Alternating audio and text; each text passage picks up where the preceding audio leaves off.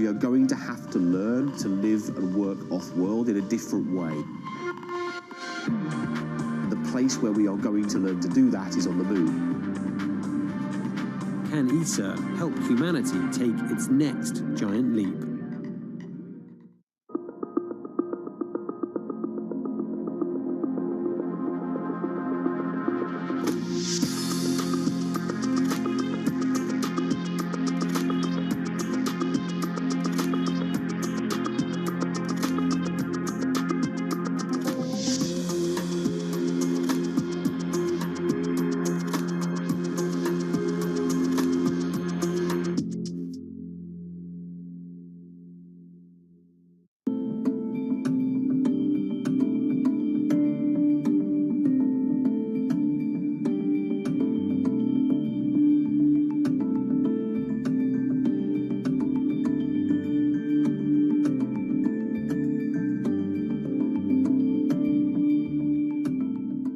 I think that it's hard to put your head around any narrative. Let's just be honest. We've had sort of a shift in, are we in some sort of stagflation fears moment? People were talking about that all day yesterday.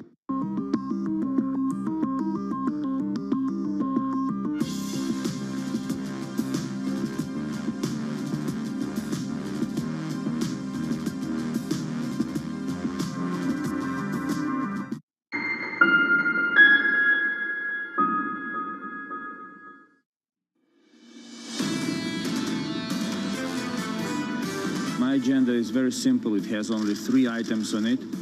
It's weapons, weapons, and weapons.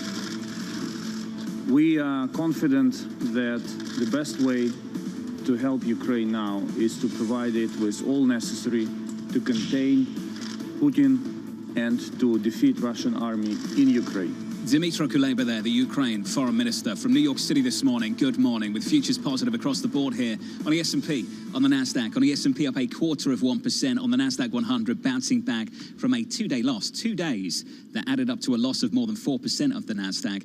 The Nasdaq right now, we add 0.5% back on. Yields are lower by almost a basis point to 259, and Dan Ives of Wedbush just... Okay, guys, as you can see, like I pointed out before, I'm placing an order at lower level for euro at 108.87.2. Okay, 108.87.2. Order placed. Please place your order and let's wait. Let's see when it will get filled. Stay with me and we'll close this trade in profit. Okay, guys, I'll speak to you later. Gas that own the high ground.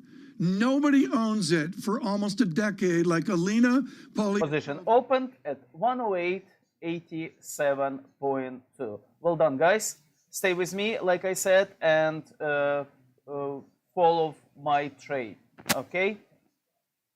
Center for European Policy Analysis. Alina, cut to the chase. You nailed this 10 years ago. How dark is this war, and what does Ukraine have to do about it?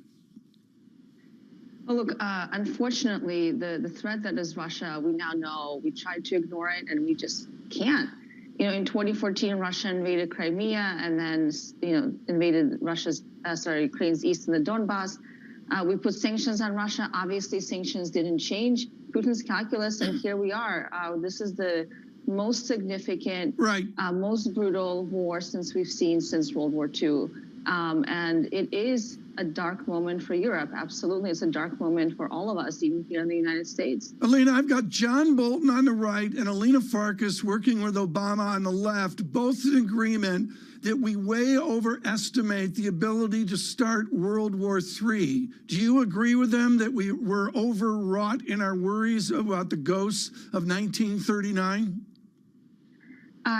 It is rare to have someone like Bolton and Evelyn, whom I know as well, to agree on this issue, but it just tells you how, at the end of the day, we are so worried about escalating and worrying about what will Putin do if we give the Ukrainians more weapons, what will Putin do if we give the Ukrainians fighter jets. But, the truth is, we can't predict what Putin will do. And we should be worrying more about how do we ensure that Europe is whole, free, and at peace? How do we ensure the United States isn't going to get pulled in with troops and things of that nature into the war? And the best way to do that is to give, as Foreign Minister Kuleba said, to give the Ukrainians absolutely everything they need to beat Putin in Ukraine so we don't have to fight him as NATO in Poland or the Baltic states. Because unfortunately, if Putin isn't stopped in Ukraine, there is a very good chance that he'll take that as an opportunity to keep going forward, keep going further into Europe. Alina, do the sanctions work at a time when a lot of the opposition to Vladimir Putin within Russia has been squelched, where protests aren't really working if everyone's hauled off to jail or forced to leave the country? Economic sanctions, just historically speaking, especially with Russia, have never worked to change short-term military behavior on the ground. Looking back at 2014, when Russia invaded and annexed Crimea, we imposed some significant sanctions on Russia, but it didn't change Putin's calculus. How do we know that? Because he invaded Ukraine 8 years later. So now we have an incredibly significant round of sanctions that we've imposed on Russia. We've never tried this before. It's affecting the global economy. The Russian economy is not like North Korea or Iran. It's significant, and we're seeing some of the effects of that, in grain prices and oil prices, obviously.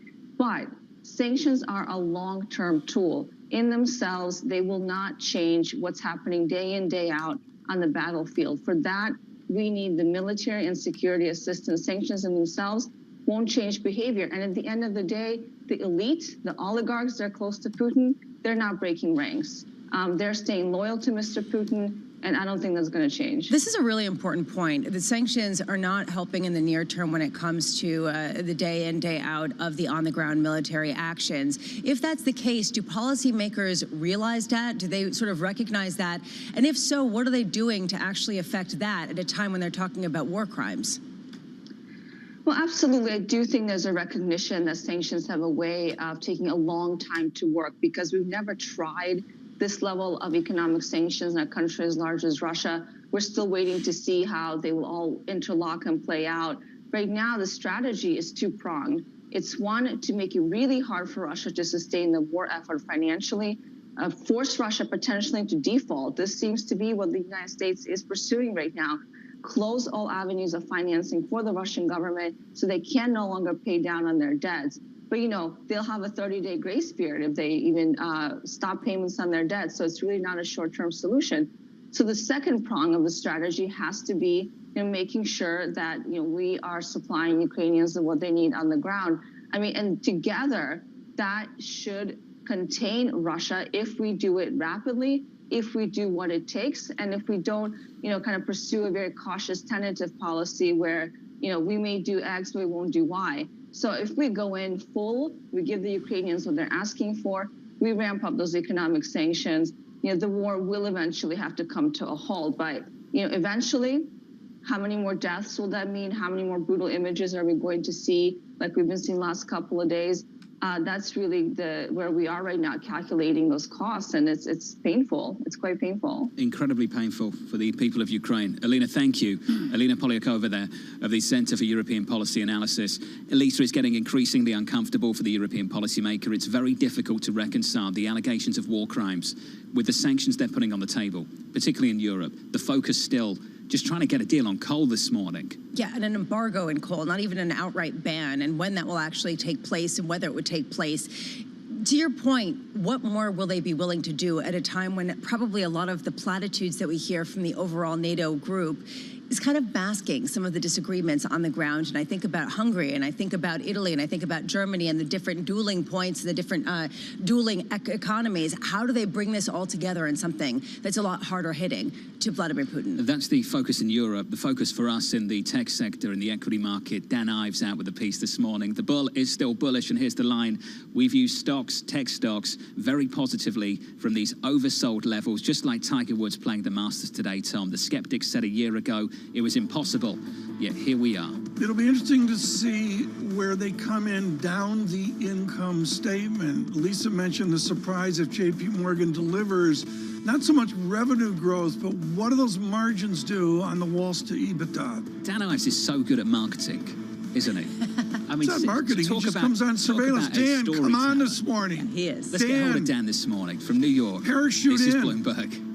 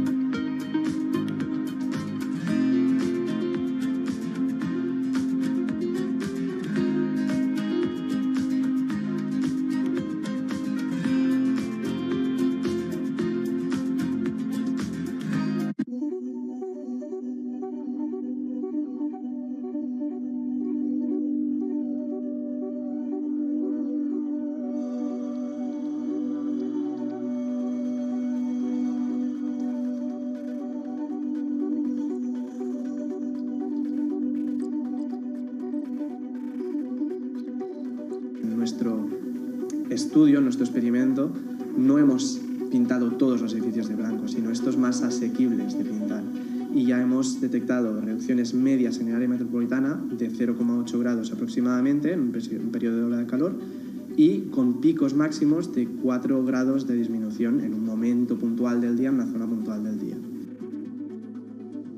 Y como dices, en una ciudad como Barcelona funciona incluso mejor que las zonas verdes. Según las modificaciones, nos detectan incrementos, o sea, disminuciones de temperaturas mayores con tejados blancos que con incrementos de zonas verdes como tienen planteados el plan director urbanístico.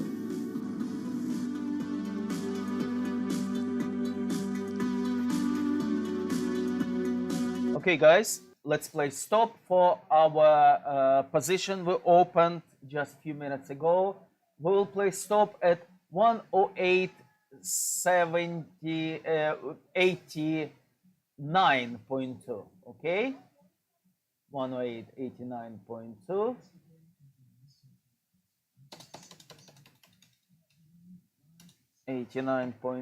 Okay, we secure our profit. It means if the price will go down, we will not lose anything at all. We will collect our profit. Yeah. Okay. Let's point out for new people who just joined that this is stop line.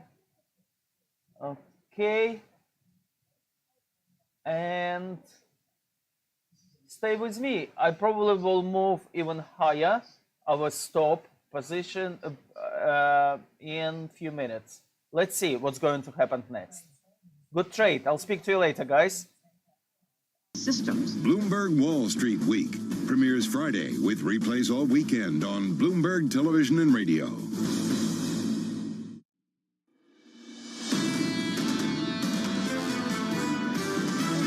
Inflation is the driver of the Fed's new, more hawkish position. We do think the recession consideration goes up if the market does not think inflation will roll back. It's all about QT. That's what's driving things. This is a Fed that's trying to use its policy tools, both rate hikes and the balance sheet, to tighten financial conditions. They'll go for a soft landing, but their chances of pulling off are very, very low. This is Bloomberg Surveillance with Tom Keene, Jonathan Farrow, and Lisa Abramowitz. Live from New York City for our audience worldwide. Good morning, good morning. This is Bloomberg Surveillance on TV and radio alongside Tom Keene and Lisa Abramowitz. I'm Jonathan Farrow. Futures bouncing back up 0.2 on the S&P. TK is just getting a bit defensive over the last week. Bit defensive over the last week. Gloom is front and center, and it's the optimism half hour on Bloomberg Surveillance. For the gloom crew, this is a must-watch 30 minutes because we're going to talk to people. John, they're pushing against all the gloom that's out there. State Street looking for 4% GDP growth in America this year. We'll catch up with Dan Ives of Wedbush on his big tech call as well, Tom, at a time where I think earnings season, to Lisa's point in the previous hour, is taking on a new importance when we kick things off next week. What we're doing here in surveillance is jumping into next week. When we invented the show, folks, that's what we're doing right now. Scott Brown, Raymond James, adamant yesterday that it's not as bad as people think. And he, like Lori Heinel, suggests, you know what? The glass is half full. Lisa, next week, CPI in America, looking for something north of 8%. Then we have the earnings season kicking off and an ECB decision in the mix as well. Is good news, bad news? And I'm sorry, I'm going to get absolutely raked under the coals for this because optimism is really wonderful to have. And unfortunately, I wasn't born with that much of it. But I will say that right now, if the earnings are really robust, if profit margins continue to expand, if companies can pass along the increases that they're seeing in input costs to customers, does the Fed then go even harder? Does the Fed try to disrupt the market? Do central banks see an even bigger problem with the potential for inflation becoming unmoored? Do you want this to turn into a therapy session for bears? Is that Please we'd go like ahead. this to be? I mean, honestly, I think that this is the tension. That how good can things be if the transmission mechanism of monetary policy is markets that, frankly, a lot of Fed officials would like to see, I don't know, tighten a little bit or sell off. Although, to be fair, after you've finished, it's a therapy session for bulls. That's probably needed, right? Equity futures up 0.2 on the S&P. On the NASDAQ 100, up around about 0.4%. Lisa's going to run you through the week ahead, the day ahead in just a moment. Yields unchanged on a 10-year at 259.58. And crude, Lisa, 97.56. It's rolled over. We're positive today, but back to 97, up by 1.3%. What are the main inputs for why oil prices, why commodities have increased to the degree that they really have? Is it because of the war in Ukraine, or is it because of the lack of investment in some of these same commodity areas in the years leading up to it with low prices for so many years? 7:30 a.m., we're going to hear from the ECB. We're going to get their monetary policy account, not their meeting minutes, from the March 11th meeting. I have been informed it is an account, not meeting minutes, although it might serve the same purpose. We have seen two-year yields in Germany rise by about 40 basis points since that March 11th meeting to about zero, wavering around a little lower than that. How much does the ECB indicate concern about how weak the euro is versus the dollar? That is what I'm going to be looking for in the minutes, or excuse me, the account. Today, we also get a bunch of Fed speak. St. Louis Fed President James Bullard at 9 a.m., the Atlanta Fed President Raphael Bostic, Chicago Fed President Charlie Evans at 2 p.m. How much do they talk up how the effect of the $1.1 trillion yearly reduction in the balance sheet will be on markets? Do we get more of a sense of how they game that out, what they're going to be looking for to gauge whether they're going to slow it down or keep it going for longer? And today, the UN General Assembly is meeting to possibly suspend Russia from the Human Rights Council. How much do they start talking about war crimes, and then what does NATO do with foreign ministers still meeting in Brussels in response? Can they just simply hammer home that inflation and that sanctions are going to eventually work, or do they have to take another step? Hey, Lisa. Thank you. Let's kick off the market conversation right now. We can do that with Lori Heinel, the Global Chief Investment Officer of State Street Global Advisors. Lori, you're more dovish on the rates outlook than most people in this market that come on this show right now, and more constructive on the economy as well. Can you walk us through it? Absolutely. First of all, we do think that the reopening trade is still with us. And certainly in the U.S., the consumer balance sheets are quite healthy. We see employment really being strong. And so there are other factors like energy, for example, which the U.S. is actually benefiting from. So we've actually ratcheted down our expectations for U.S. growth a bit, but we're still, as you say, much more bullish. The other side of that equation, though, is that the inflation picture is very destabilizing. And one of the things that's going to happen is the comps will start to get harder and harder. So we actually think there's a risk here that if the Fed overreacts to the current prints, they may actually be in a tougher spot in the fall. Lori, I want to go to Tepper and Carnegie Mellon, where you got Parchment from, and that's the idea of a collective memory of inflation, whether it was the wonderful Alan Meltzer, the late Marvin Goodfriend, and the others there. So many people listening and watching don't understand what corporations do given inflation. You say we're reopening 10% nominal GDP. How do corporations respond? Well, there are several things that they're doing. First of all, they're going to try to pass along those costs to the degree possible. And we've seen lots of evidence that many companies have been able to do exactly that. And sometimes it's stealth increases, like changing the size of packaging, for example. So they're going to use that tool at their disposal.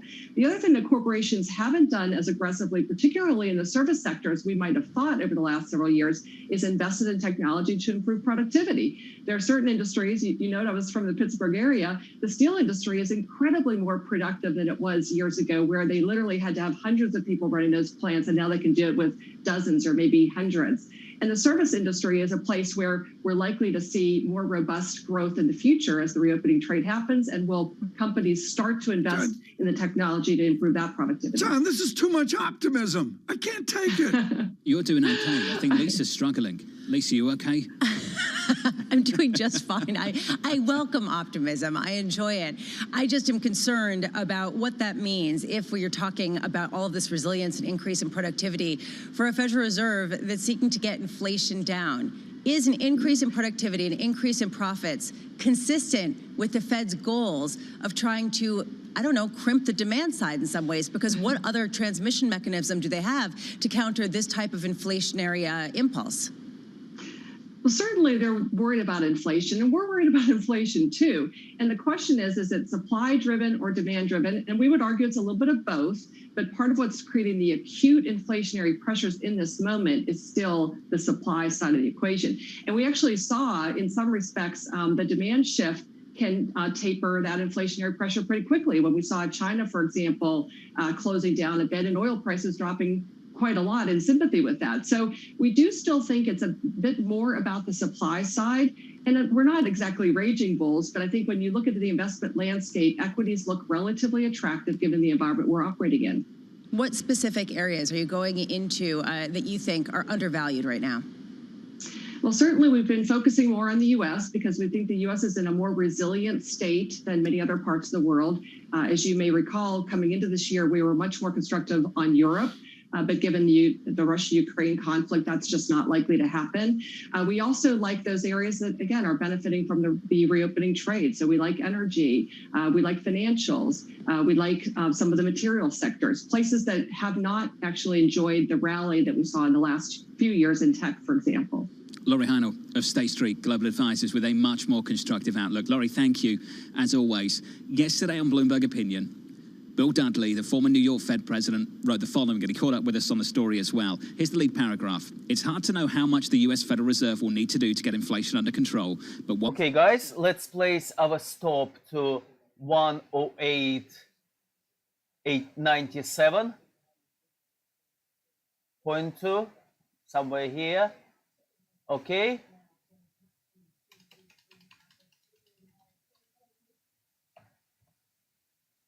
Stay safe, guys.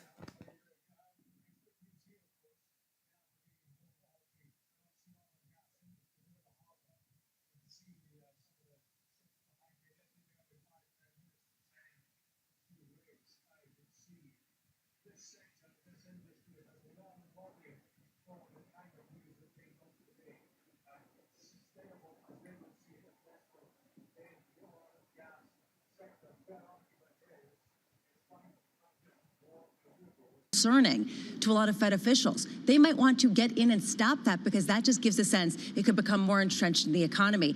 And that's what I'm looking at. And I'm wondering how they're going to read these earnings. Do they want to see them show a little bit of weakness in light of some of the inflation? Bramo, you're making a really strong point, and it sets up next week in a big, big way. We're going to have CPI on one day, earnings the next, and we'll learn a little something about a central bank response the day after with the ECB. And for that reason, I won't be here next week. Dan Ives of Wedbush is going to come up. I won't be here next week. Dan Ives of Wedbush is going to be joining us a little bit later this morning on Tech Stocks, Tom. We view tech stocks very positively from these oversold levels, just like Tiger Woods playing the Masters today.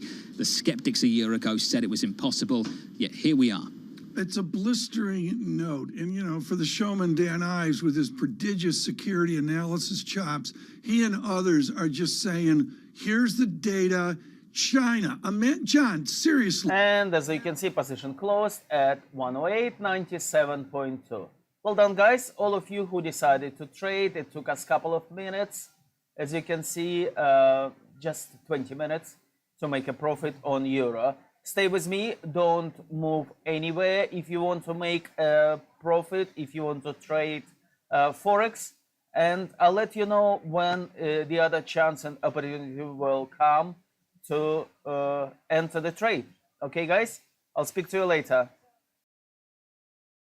The Dan Ives likes. Here's a few more, Lisa. Software, cybersecurity, chips, stalwart tech names led by FANG and Apple, the clear favorite. Well, when we talk about iPhones, how much is this really a discretionary item? How much is this becoming a mainstay, especially as people do work more flexibly? I don't want to say work from home. I also wonder if this really is representative of the economic cycle, and how much is he going to really talk about that? That basically, is this something that's more recession-proof than other areas because of the increasing dependence on cloud and the increasing dependence on chips? And if they're going to embrace the subscription model, is Apple just a luxury utility for a lot of people? It's a fair point. The same way you pay the cable bill. It's become that way more recently. It's for a the fair upper point, income and middle income people, I mean, that's become the big deal, particularly here in the United States. We'll build on that with Dan in just a moment. Futures up 0.25% on the S&P from New York, heard on radio, seen on TV. This is Bloomberg.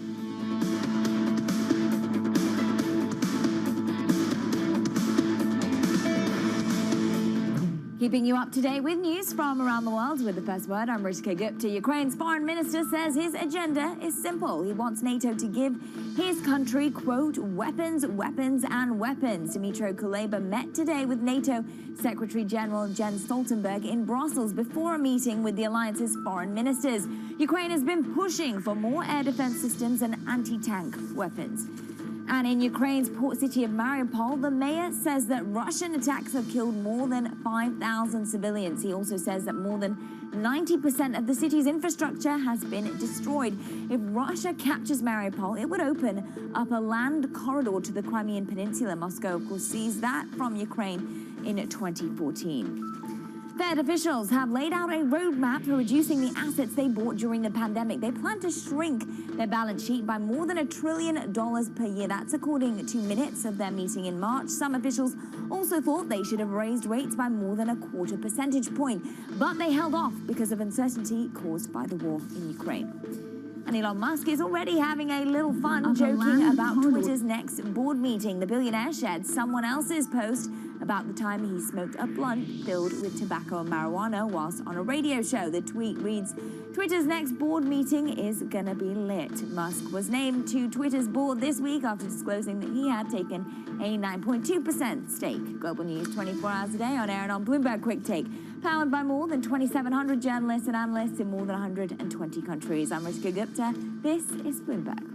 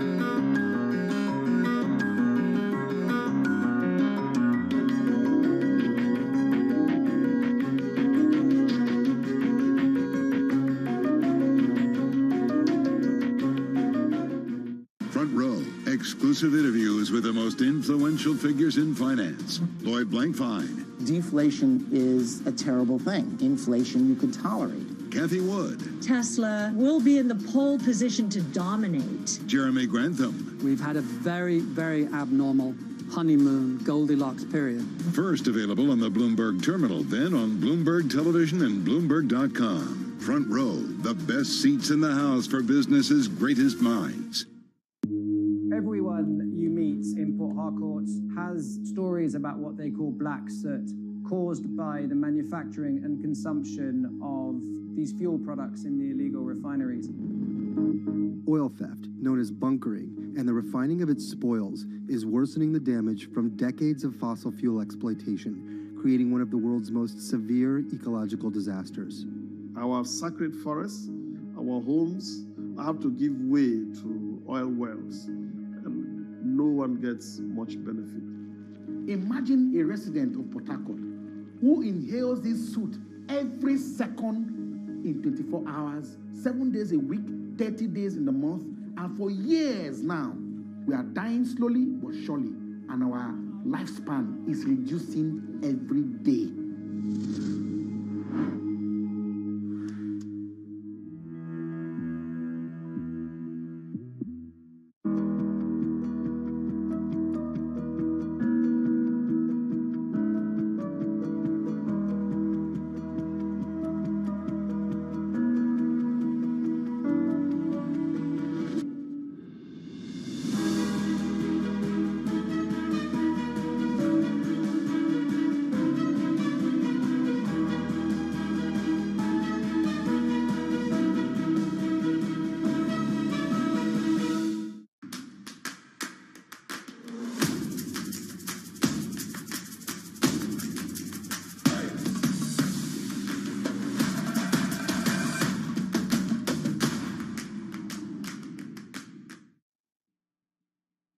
The war in Ukraine rages on. President Putin's invasion is brutal. Turn to Bloomberg for up-to-the-minute reporting from around the world and analysis of what it all means to you. The intention here is to increase the pressure on the sanctions front. I think the United States policy is that the sanctions continue until President Putin is no longer there. For continuing coverage from Ukraine and around the world, keep it tuned to Bloomberg Television and Radio.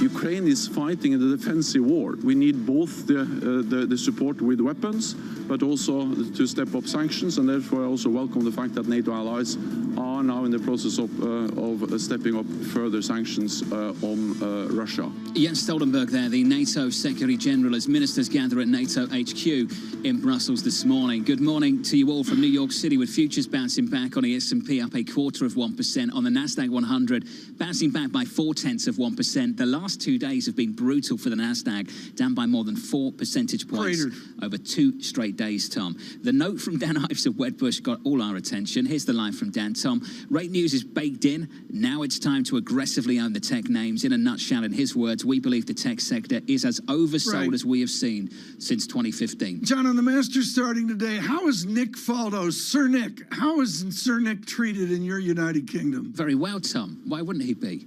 He's just great. He has a green jacket. I love listening to him in the commentary as well. In the commentator's box, I think he's great, Tom. Yeah, I think he's been absolutely fabulous. This is going to be fun.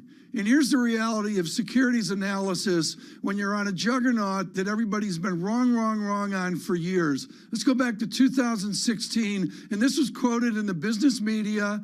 iPhone 7, it's done, it's toast. iPhone 7 is not going to move the needle. And then the fact is, since then, and this is when Jordan Spieth at the Masters blew up and Eamon Corner, the fact is Apple's up 42% per year since iPhone 7 wasn't going to move the needle. Dan Ives has lived this gloom and playing off Tiger Woods at 10-something this morning. In the Masters, Dan Ives reiterates a long on Apple. Dan, why is the Gloom crew wrong on Apple? Look, I think they're wrong. It continues to be underestimating what consumer demand is for iPhone as well as services. And I think that's going to continue to play out this quarter and throughout the year, which is why I believe, the risk reward on Apple here, the haters will hate. I still view it base case 200, bull case 225, and I view it as a bright green light to own this stock as well as tech especially with all the negative sentiment out there, based on the macro. Right. Does the cell phone war continue? They got lucky last year with Verizon, T-Mobile, and the rest of them going mental about giving away iPhones. Is that part of your optimism? It's part of it, and the main piece is you still have over 20% of its install base for Apple that has not upgraded to a new phone in the last 3.5 years. You put that together with services, it's north of the $3 trillion market cap. And that's why, look, Apple's one of those names where investors will continue to think innovation is in the rearview mirror. Our supply chain checks coming out from Asia say the exact opposite. Demand holding up extremely robust on iPhone 13, going into 14. And that's why, the Cupertino growth story, in my opinion, is actually hitting a renaissance rather than kind of its, 7th, 8th inning. Dan, this language you used in the note, the most oversold we have been since 2015, does that include Apple? You mentioned Apple in the note as your clear favourite, but looking at the forward multiple of Apple, you'd hardly call it oversold, would you? Look, John, where I differ is that some would just look at straight PE, compare historicals, and that will be their valuation. I view it on a sum of the parts. The sum of the parts on Apple, which I believe is the only way to view it, on services and hardware, I believe it's $3.5 to $3.7 trillion in terms of what it's worth.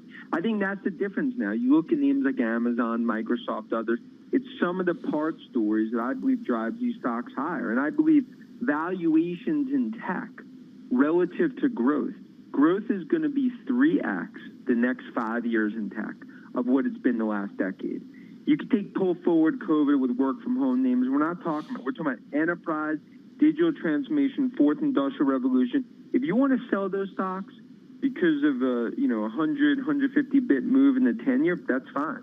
But to us, that's exactly the opposite. And look, I sat next to an economist for 10 years, the office next to me. If I listened to him, I wouldn't have owned tech stocks since 2009.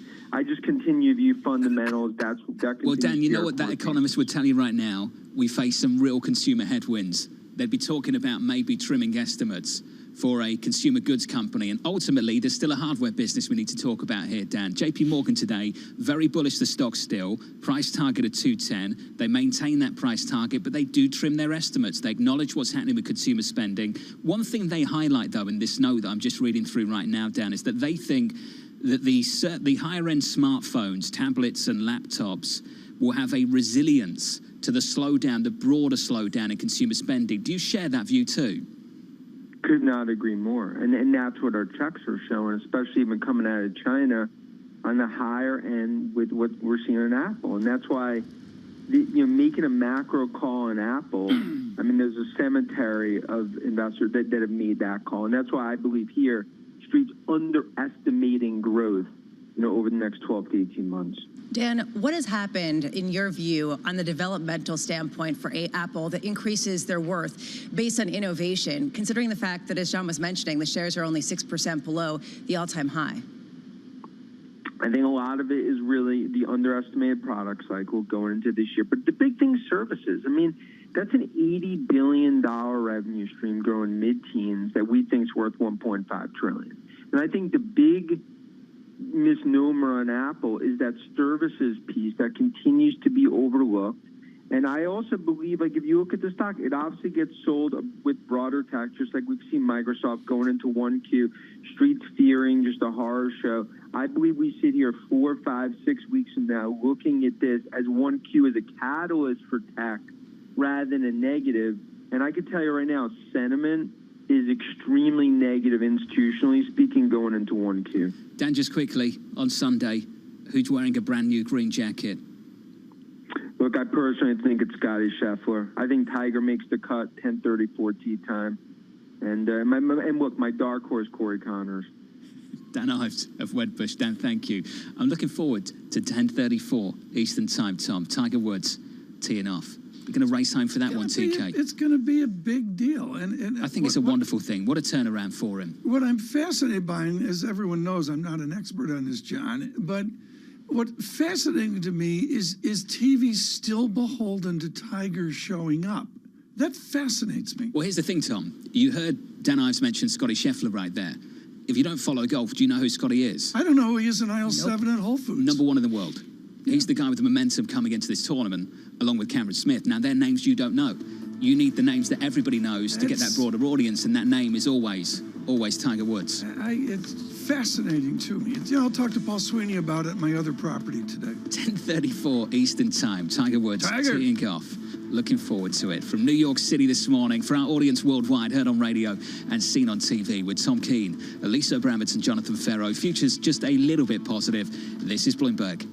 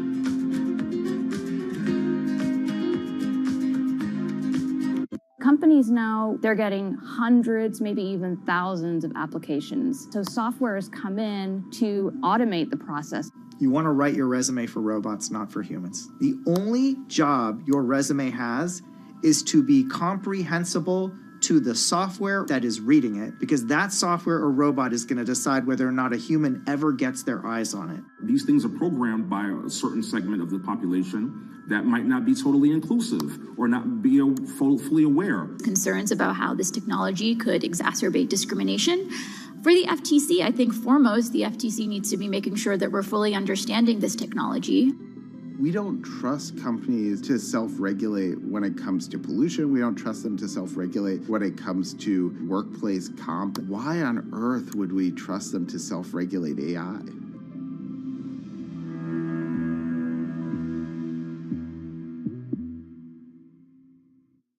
Bloomberg has enhanced search on the terminal to deliver what you need when you need it. Now, you can simply type phrases in everyday English in the command line. Compare financials, find people, analyze markets. You can enter phrases or ask questions. What do you want to know today? Ask a question or visit SearchGo to find answers now. Mercedes-Benz is on a path towards CO2 neutral mobility. So we have flicked the switch there, and really we're going to step by step electrify everything. And what does that mean? Combustion engines get electrified.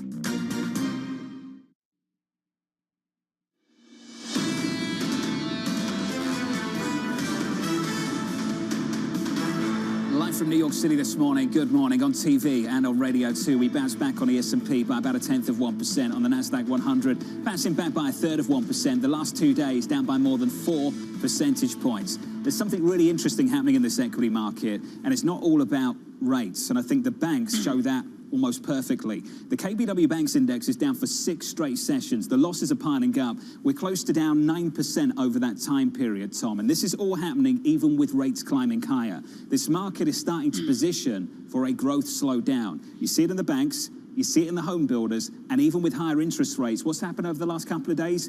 The utilities have started to look good too. This is the defensive theme that's emerging in this equity market, Tom, over the last few weeks. I think we've had a right tack this morning, John. The media focus is on the day-to-day and the trading and that.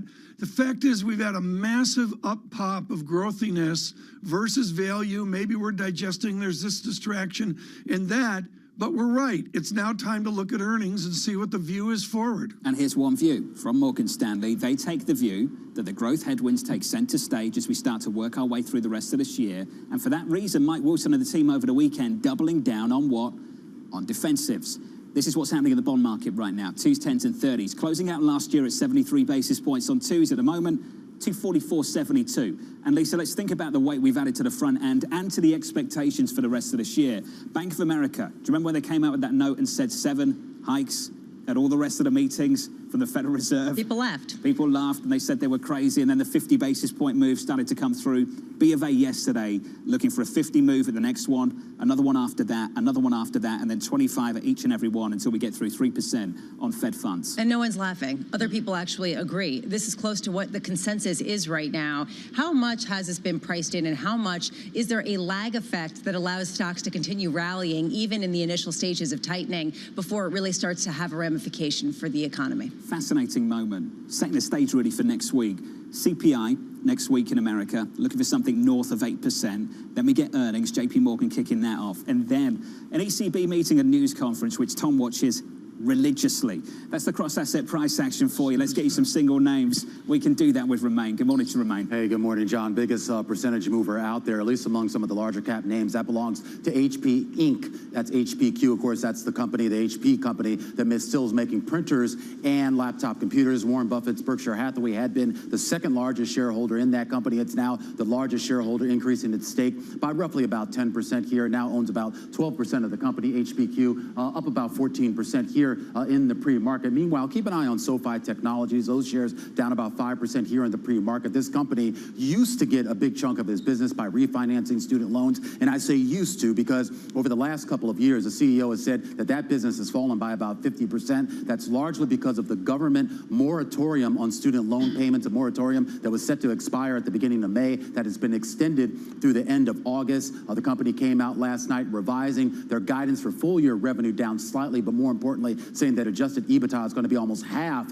of what it had previously forecast here. So a company under pressure here because of some government initiatives to try to stabilize the economy. Meanwhile, Levi Strauss is making a nice little comeback here. They reported earnings last night. Shares up 2.6%. Volume was great. In fact, volume was back to 2019 levels. You flip it up here, a couple interesting downgrades to keep an eye on. The folks over at Wells Fargo downgrading Wayfair, Home Depot, and a bunch of other retail stocks, citing inflation, citing, of course, the Fed, and more importantly, citing the potential risk for a recession that could tamp down consumer demand. But to the upside here, Citigroup initiating roadblocks, Tom, with the buy rating today. Those shares higher by about 1.5%. Romain Bostic steeled for their earnings reports coming out next week. We look forward to that. Right now, and way too much optimism in the 7 o'clock hour in New York, we heard from Lori Heinel and Dan Ives in two different ways of their optimism of the American economic experiment of earnings and investment. Evan Brown joins us now with UBS. Yes, multi-asset strategy, but far more trumpeting the remain robust tone of the Union Bank of Switzerland. Evan, I'm absolutely thrilled. Buried in your note is one big yeah, but on the gloom that's out there. How do you position yourself as you try to get away from the dominant gloom of the moment? Yeah, we went very quickly from exuberance on growth to now gloom, and I think the story is somewhat in the middle. Like, yes, we are seeing some of the growth indicators moderate somewhat. Housing, which you'd expect in a higher rate environment, cooling off a bit, but cooling off does not mean falling off a cliff. Manufacturing ISM, new orders, cooling off, but cooling off doesn't mean falling off a cliff, right? So we jumped very far, and the yield curve is the big topic. We jumped very far from talking about boomy growth to recession. And it's cool. It's okay if we have a little bit of slowdown without a recession here, and that's the base case for us. Evan, you talk about timing, and this is important, that it's important to look at the yield curve as perhaps a forward indicator, but not that forward. You can't get too carried away with what it might be saying down the line. There will be a recession at some point, but if it happens in 2 years from now, it's not going to necessarily affect your view of equities right now. What are you looking at in your base case in terms of how long it's going to take and where we are in the equity cycle in terms of getting more bullish? Yeah, I mean, I think I can't tell you when the recession is going to come. I don't think anyone really knows. I think that we watch the indicators. We watch things like the shorter end of the yield curve, thinking 18 months, 2 years out to look at how we're going to whether the market's really pricing in cuts and if the Fed outlook is over tightening. In terms of how we position, look, I think it's no longer this really overweight equities or really underweight equities. I think it's you play in between in the market and sectors.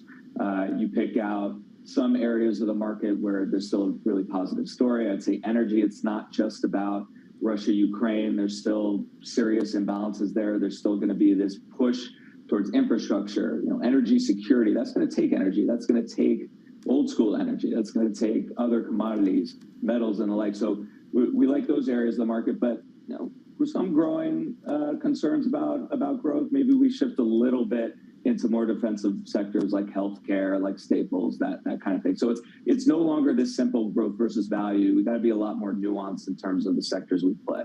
Evan, is Apple a consumer staple? That's a great question. I mean, you know me, I'm top down, so I'm not looking so much at the individual stocks. Sure, but the bigger point, that big tech, some of the behemoths that have in the past been thought of as luxury goods providers, increasingly the mainstay. Is this viewed as something, this sector, especially after our conversation with Dan Ives, as an increasingly recession-resilient sector, as opposed to something that on the margins could really suffer in tandem with a declining consumer sentiment?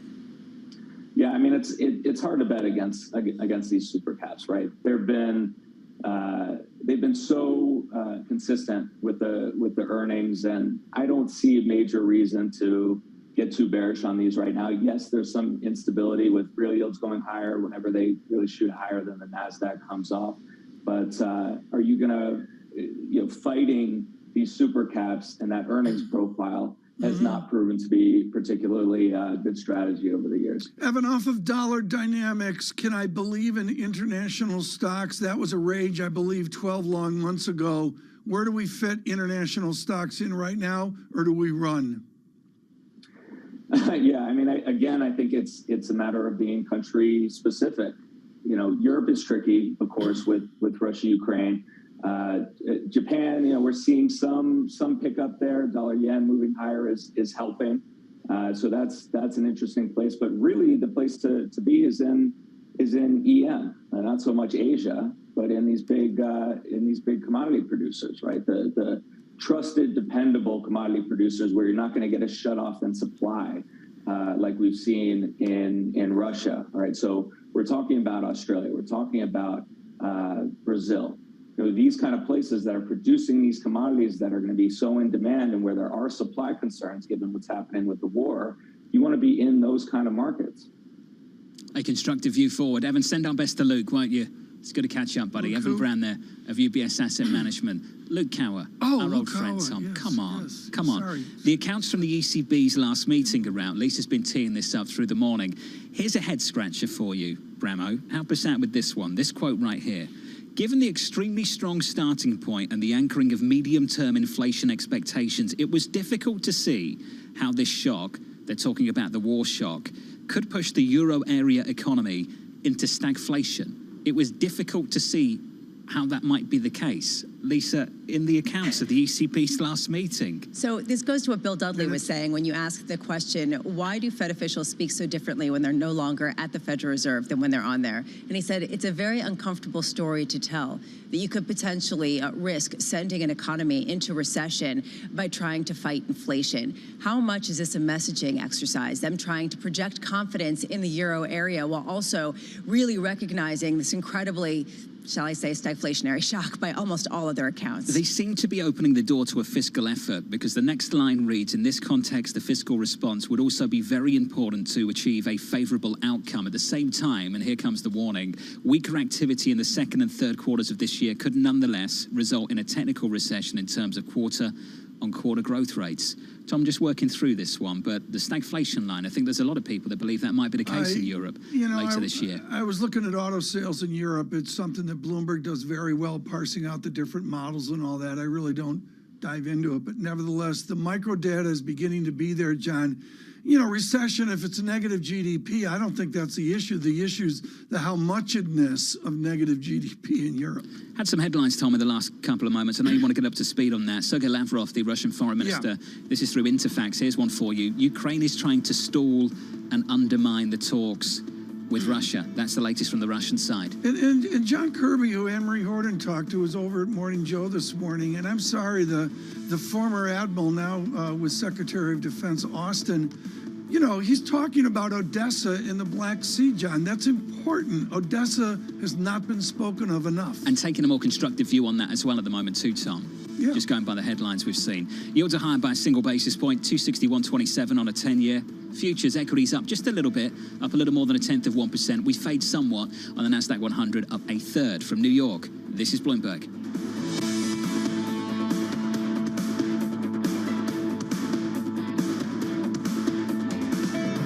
Keeping you up to date with news from around the world with the first word, I'm Ritika Gupta. Russia is rejecting the latest Ukrainian proposals on ending the war. Foreign Minister Sergei Lavrov says Ukraine's proposals on Crimea and Donbass are unacceptable. He also says Ukraine is trying to undermine the negotiations and that the US and its allies want the war to continue. The next economic jolt to Russia will probably come in the labor market. That's according to a Bloomberg survey of analysts. Unemployment there this year is set to more than double, exceeding 9% for the first time in more than a decade. Sanctions have put the economy on course for one of the deepest recessions in Russia's modern history. The Shanghai lockdown is threatening to become the biggest crisis of President Xi Jinping's tenure. The struggle by the city's 25 million people to obtain necessities like food and medical care has triggered rare pushback from residents. Many are saying the Communist Party's COVID cure is worse than the disease. Shanghai's reaction could inspire other cities to resist lockdowns. And Shell will write down as much as $5 billion for its withdrawal from Russia. The company also warned investors that extreme energy price volatility in the first quarter could hit cash flow. Shell says that trading results from both oil and gas are likely to be higher than in the previous quarter. Global news 24 hours a day on air and on Bloomberg Quick Take, powered by more than 2,700 journalists and analysts in more than 120 countries. I'm Ritika Gupta. This is Bloomberg.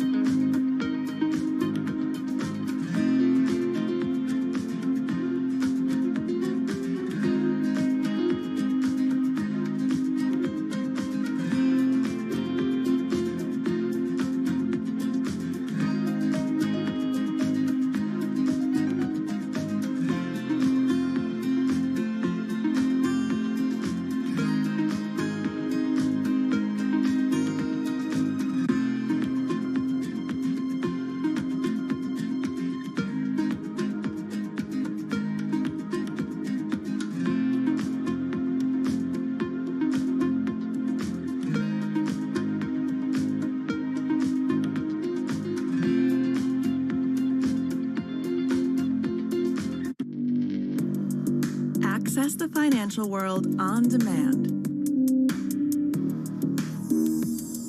Hear from leading economists, policymakers, and industry experts via live and on-demand webinars, only from Bloomberg. Start exploring to see what's moving the markets. Visit Bloomberg Bloomberg.com webinars.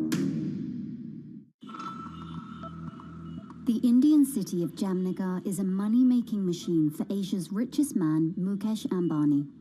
His company Reliance has the world's biggest oil refinery complex here in the city.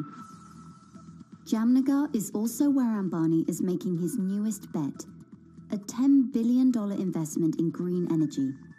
His ambition is closely aligned with the Indian government's plan to reach net zero emissions by 2070. But Ambani is not alone. India's second richest man, Gautam Adani, has committed $20 billion of investment over the next decade. But India's massive dependencies on fossil fuels have some environmental advocates questioning the realism and sincerity of those green ambitions and those of its two biggest billionaires.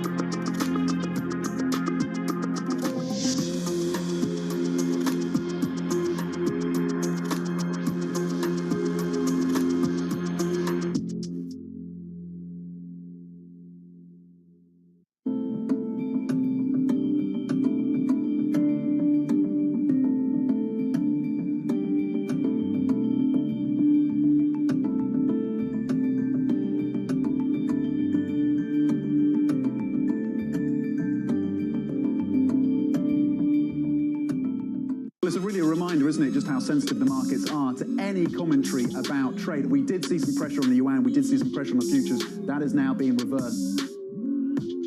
BSO Now is your online home for weekly Boston Symphony Orchestra and Boston Pops performances. See new concerts that go behind the scenes, plus acclaimed archival concerts. Visit bso.org/now, where the music plays on. BSO season sponsor, Bank of America.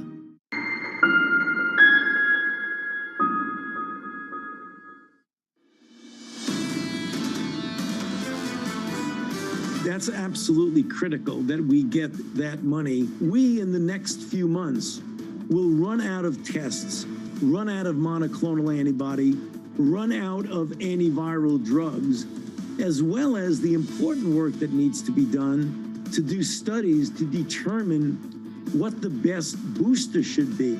Dr. Anthony Fauci there from New York City this morning. Good morning. Futures positive just about on the S&P by a little more than 1/10%. On the NASDAQ 100 up 1/4%.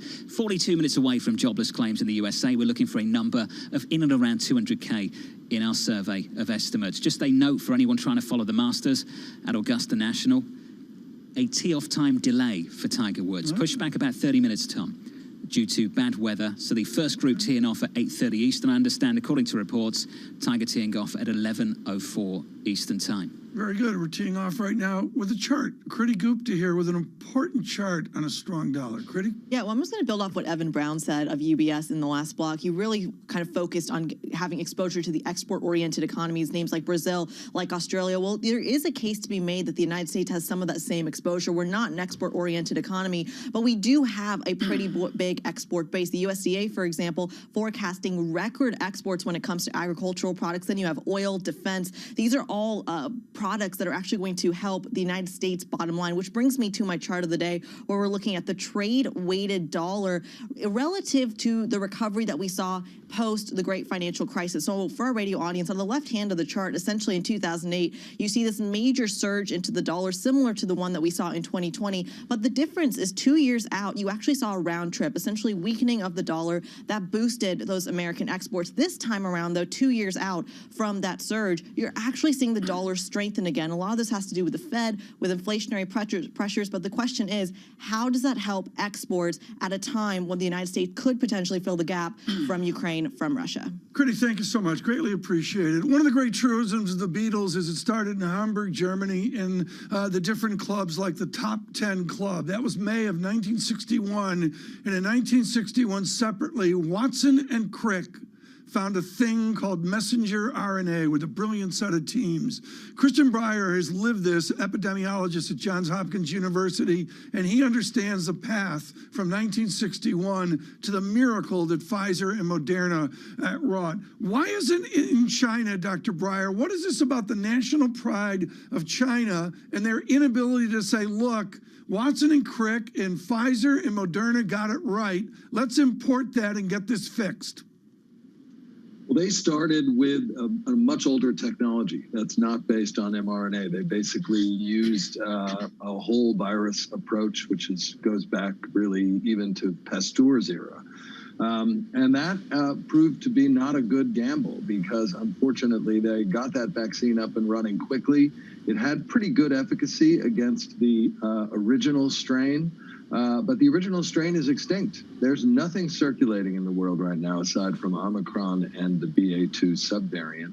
And the Chinese vaccines had low efficacy against Delta, and they have even lower against this Omicron. How does they also... Excuse me, continue, please, doctor, continue. Well, just to say, they also, of course, went with this zero COVID policy and using lockdowns and social distancing. And it turns out that that also worked pretty well with the earlier variants. But Omicron, Delta and Omicron and now BA2 are so much more infectious that those zero COVID policies now make them vulnerable. Can we give them mRNA? Do you see from a medical position where you can get two political systems, not at war, but certainly within great disagreements, to do this, to bring Pfizer, Moderna, et cetera, to them to make for a better China?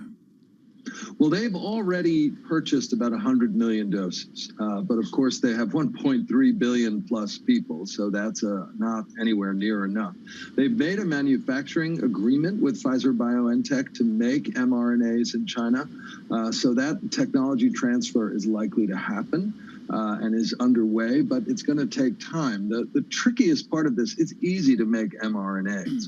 What's hard to do is to get it into that lipid nanoparticle so that it's taken up into the tissues and the cells and actually delivers its mRNA message. That's the hard part. Dr. Breyer, we're talking about the granularity of this virus. We're not talking about wholesale lockdowns, certainly not in the United States or Europe ever again.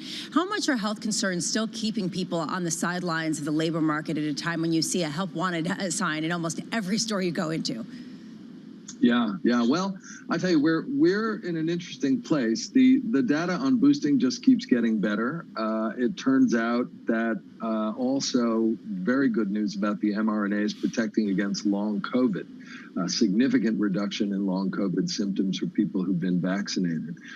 Israeli data. So that's really encouraging, but we're still stuck at 66% overall vaccination in the United States. As you know, the vaccine uptake is down to a trickle, and we're not getting the boosting that we need in people over 50 and particularly over 65. So that means we have a lot of vulnerable people. And as we can see from what's happening in Hong Kong and Vietnam, if you're not vaccinated and you're an older person, this Omicron and the BA2 can get you in the hospital and can kill you. Doctor, just how vulnerable are they? Use that phrase, they're vulnerable. How vulnerable is someone over 50 who had their booster at the end of last year and is eligible for another one but hasn't got it? How vulnerable are they? Well, we are seeing a significant number of infections in people who are vaccinated, lower in people who are boosted. The Israeli data shows pretty clearly that you get a further significant reduction in deaths from people who've had a fourth dose. That's part of why the U.S. has made that recommendation. It's based on the Israeli data. The numbers are not huge in terms of deaths. It's still well under 1%, but you don't want to be in that 1%.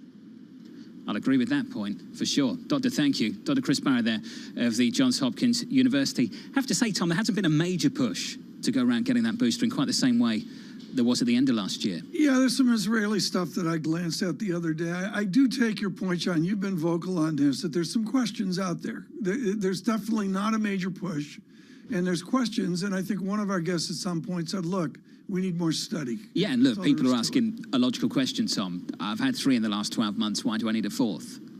Yeah, I'll go with that. I think the major message, folks, what we're hearing is what's critical is to get the first booster, the so-called third shot. That seems to be what the adults in the room are saying. We'll allow Johns Hopkins, of course, to provide their expertise to give the responses to those questions. Lisa, there's something going on in this economy, though.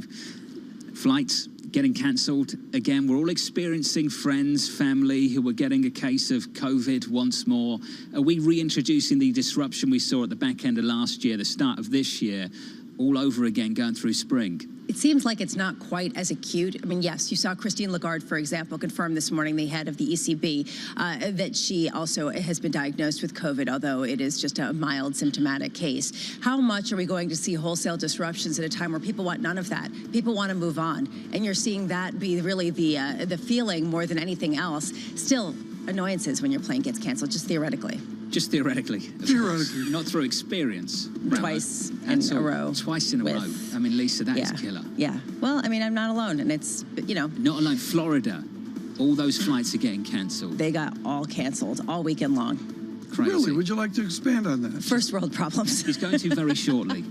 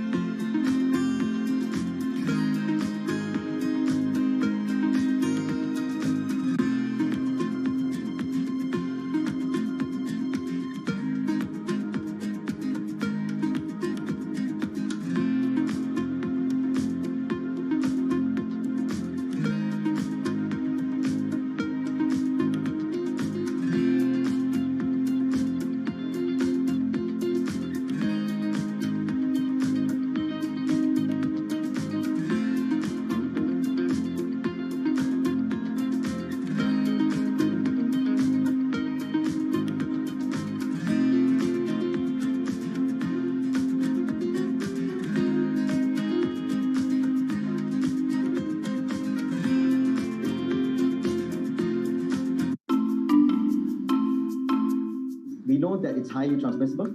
We know that 2 doses of vaccines, Pfizer vaccine specifically, neutralize the virus, but not as efficiently because various studies showing that reduction up to 40-fold, meaning that a 3rd dose is a must for it to successfully neutralize the variant. What we don't know is still that what are the effects of mix and matching between vaccines and what are the capabilities of antibodies produced from this mix and matching in neutralizing Omicron. Because as we know, many parts of the world use different types of vaccines. And that would be a great data to look at. It will be also great to look at, because majority of the studies done uses a small sample number. And most of the time, when you translate it to real world, the data changes. So it will be really good to look at large-scale data of the ability of antibodies from vaccines to neutralize this variant. Grateful here today that the virus, Omicron variant, still uses ACE2 receptor as its main entry. It means that all of the vaccines which are designed with spike in mind still works. Imagine if it uses a different receptor other than ACE2. None of the vaccines would work today. So I think that is the best news that we got from all these studies which came recently, the past couple of days. Lots happening on Wall Street. It's the basic law of economics. The Fed is telling us this is transitory. Need to catch up? This is Bloomberg Wall Street Week. I'm David Weston. We've got the information and insights. David, you just hit the nail right on the head. From businesses most influential and instrumental. And that's the way you run good risk management. We need to invest in our systems. Bloomberg Wall Street Week premieres Friday with replays all weekend on Bloomberg Television and Radio. Stocked early enough all these precious materials you were just mentioning, and we were on the lucky side that our prognosis was spot on in a way, forecasting what kind of material we would need and what quantity we would need. However you get your news. This is Bloomberg Daybreak with Lee. On Bloomberg Radio. Welcome to Daybreak Australia. This is Bloomberg Technology. This is Bloomberg Green. On TV, radio, and the web, this is Bloomberg. Front Row, exclusive interviews with the most influential figures in finance. Lloyd Blankfein. Deflation is a terrible thing. Inflation you could tolerate. Kathy Wood. Tesla will be in the pole position to dominate. Jeremy Grantham. We've had a very, very abnormal honeymoon Goldilocks period. First available on the Bloomberg Terminal, then on Bloomberg Television and Bloomberg.com. Front Row, the best seats in the house for business's greatest minds.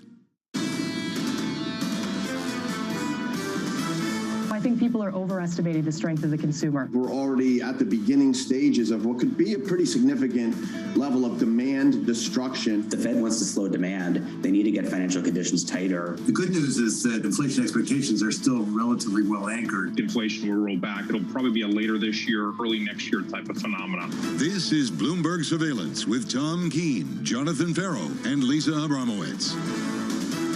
Good morning, everyone. Jonathan Farrow, Lisa Abramowitz, and Tom Keene. It's a Thursday, claims in 30 minutes, but we claim is optimism. Way too much optimism this morning, John, away from the really difficult news in Europe. We'll get to it in a moment.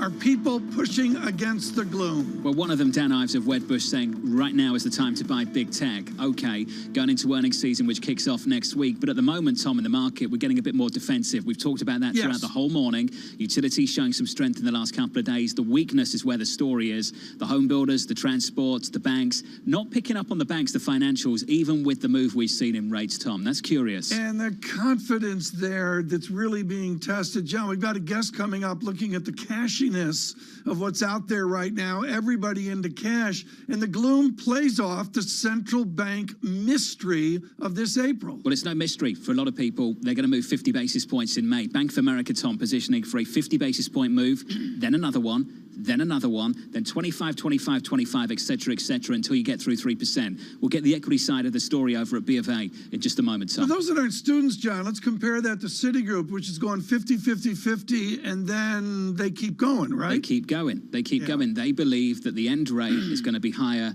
than we anticipated 3 months ago. And a lot of people, I'd say most people, almost everyone, Tom, getting on board with that view.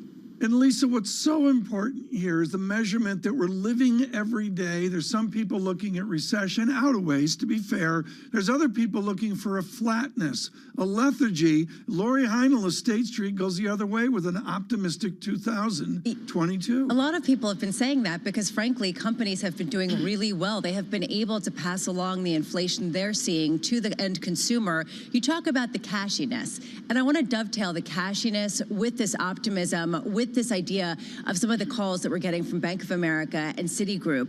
If you're going to get 3% on your cash, if you're going to get 3.5%, let's say, given how much the Fed is expected to hike rates if you're at Citigroup, why don't you put some there because you're actually getting some yield after years and years of not? And how much does that start to suck money away from riskier securities? And on triple leveraged all cash, Lisa, I mean, you take that even with a 2% fee that I pay, I mean, you're out at a 7% nut on triple leveraged all cash. How's that working out? It's working out great as well. Let's do the data and get to our important guest. John, red and green on the screen. Dan Ives lifted the market single-handedly. The VIX at 22. The Nasdaq's been hammered the last couple of days, down by more than 4% over the previous 2 days. This morning on the session, up 0.25% on Nasdaq 100 futures. On the S&P, up a little more than 0.1%. Crude at 98.57, up by more than 2.4% on the day. The energy trade, B of A calling it the pain trade of 2022. Tom, they're looking for more still to come on the equity side on the S&P 500. Right, can do that when you've got Francisco Blanche holding court. Right now, we hold court with his colleague, Savita Subramanian, head of equity and derivative strategy at B of A. Buried in your notes, Savita, is the mathiness of your Berkeley, which is follow the money, follow the cash. To borrow from Colbert, it's a cashiness moment. How much cash is our cashiness cash? Well, listen, I think that what we're seeing in the overall investment landscape is a reallocation towards the short end of the curve. I mean, we've seen it with Wall Street strategists. They amped up their cash, recommended cash allocations and took down equity allocations. I think that's actually net bullish for equities because what we found is that when Wall Street gets bearish, that's generally a sign to get bullish. But when you think about the overall market, I think the reason that you want to buy stocks right now is the cashiness of the market. And, you know, the good news about the government and the Fed being in debt is that they passed on a whole bunch of liquidity to consumers and corporates. Something like $19 trillion of cash went from the public sector to consumers and corporates. And that's good. That cash, like you said, is going to be it's going from worthless right now, yieldless, to 3% by the end of the year. That's a huge move in terms of the return profile, especially against a backdrop where we don't think that equities are going to return anything close to that on a longer term basis. So I think all of this conspires to create an environment where some equities are going to do well, and those are the most cashy of the equities. And we can talk about sectors in a moment, but I think that there are a lot of parts of the S&P 500 that look incredibly attractive from a free cash flow perspective and are also relatively inexpensive versus, say, tech or, high growth stocks at this point. Savita, that takes us straight to energy. Why stick with it after the massive move we've had year to date? Stick with energy. I know it sounds crazy because the sector has basically doubled or tripled. But, if you look at the world around us, everybody still hates energy. And what we found in our work is that energy is still a massive underweight in the average long-only portfolio, same underweight that we started last year with, something close to, over a 10% underweight. But the sector has basically doubled in its size in the benchmark. So last year, it didn't necessarily hurt to be out of the best performing sector. This year, it's probably going to hurt a lot more. And our view is that energy is still incredibly inexpensive, still offers very high free cash flow, real free cash flow relative to other sectors. The earnings have kept up with its price moves, and it's really a sector that's gotten capital discipline. It's playing nice with ESG investors. I've said this all before on your show. I think energy is now finally investable again, but folks haven't necessarily moved into the sector as aggressively as we would have expected. And a lot of people would agree with you. You're seeing an increasing number of notes coming out saying that frankly, there's an underallocation to commodities. What about big tech, though? And I do want to shift there just because this morning has been the bulls and the bears on Apple, with Dan Ives coming out and saying this is the most attractive time to go all in since 2015, and then JP Morgan actually cutting their earnings forecast for Apple based on a consumer appetite. Where do you sit on this? Well, I'm not a stock analyst, but I would say that there are parts of big tech, and they're the more yieldy, quality, maybe old, boring tech areas that have sold off enough to become expensive. So, I think every week after big moves in the market, what we recommend to investors is to just run a simple screen of free cash flow to enterprise value and look for the cheapest tech stocks. And they, the good ones rise to the top, and those are the ones that I think are likely to outperform. So look for free cash flow at a reasonable price because, as you mentioned, cash is king. I mean, we're moving from 0 to 3% on cash. That's all you need to know in this type of a market environment. Savita, just a final question. The index call, year-end, 4,600. Where are we now on the S&P? Just short of 4,500. What are you telling clients about your index call? Look, I mean, we're neutral on equities. I think the market's going to bounce around a lot. I think it's going to hit our target a few times this year and then move higher and lower. It's going to be a year where I believe there are going to be opportunities to add exposure to tech, to energy, to areas of the market that get punished by, the vagaries of Fed expectations, et cetera. But 4,600 to me still seems like a reasonable target. I would watch corporate and consumer confidence. If those two measures in the U.S. start to ail and we see CapEx, expectations start to drop, that's when we would get a little bit more bearish on cyclicals. But so far, so good. Savita, wonderful to catch up with you. As always, Likewise. Always enjoy the reading of the research out of Bank of America. Savita Subramaniam there of BofA Securities. Let's go to the JP Morgan note that Lisa mentioned. So they trimmed their earning estimates on Apple, but let's be clear, they're still overweight. They still have a 210 price target on the name. So they're still pretty bullish, guys. The guy that hired me, John, at Bloomberg's name was Matt Winkler. And one of the first things he said to me is, Tom, I just don't get the sell side. Let's be clear here. Ives has a price target of 200 and is a raging bull. And Chatterjee over at JP Morgan is talking about earnings softness, service revenue, this, a little bit of angst, which will be picked up huge by the media. And his price target is higher than Ives, still with an overweight. Because the price target hasn't changed.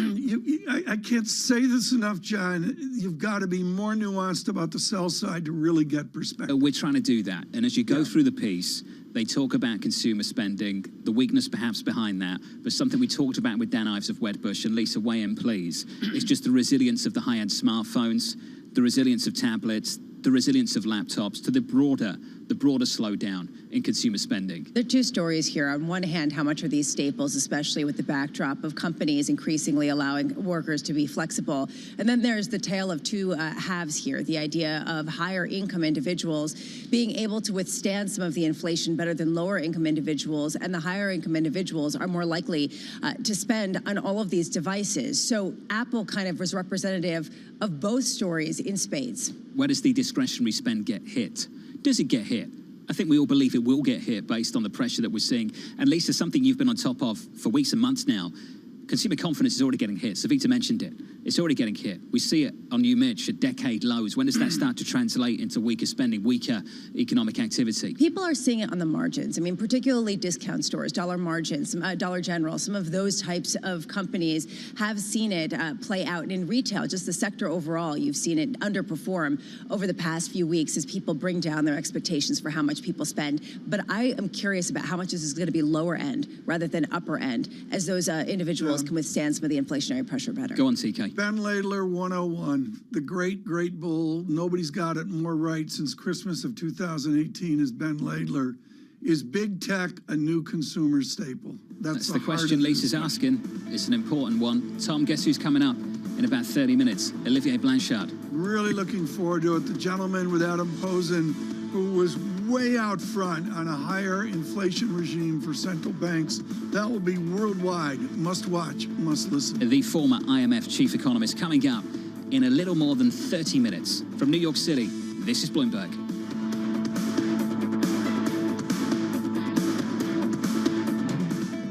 Keeping you up to date with news from around the world. With the first word, I'm Rishka Gupta. Russia is rejecting the latest Ukrainian proposals on ending the war. Foreign Minister Sergei Lavrov says Ukraine's proposals on Crimea and Donbass are unacceptable. He also says Ukraine is trying to undermine the negotiations and that the US and its allies want the war to continue. In Ukraine's port city of Mariupol, the mayor says that Russian attacks have killed more than 5,000 civilians. He also says that more than 90% of the city's infrastructure has been destroyed. If Russia captures Mariupol, it would open up a land corridor to the Crimean Peninsula. Moscow seized that from Ukraine back in 2014. Today, Treasury Secretary Janet Yellen will lay out the principles for regulation of digital assets. In her prepared remarks, Yellen says regulations should be designed to support responsible innovation whilst managing risks. And she says those who issue digital assets and service providers in the sector should also protect against fraud. We may be on the verge of a bidding war for the Benetton family's highway and airport group, Atlantia. It could become the year's biggest deal. Global infrastructure partners and Brookfield Asset Management say they have made a non-binding bid for the Italian company. Meanwhile, Bloomberg's learned the Blackstone Group may team up with the Benetton family to take Atlantia private. And Elon Musk is already having a little fun joking about Twitter's next board meeting. The billionaire shared someone else's post about the time he smoked a blunt filled with tobacco and marijuana whilst on a radio show. The tweet reads, Twitter's next board meeting is gonna be lit. Musk was named to Twitter's board this week after disclosing that he had taken a 9.2% stake. Global news 24 hours a day on air and on Bloomberg Quick Take, powered by more than 2,700 journalists and analysts in more than 120 countries. I'm Rishka Gupta. This is Bloomberg.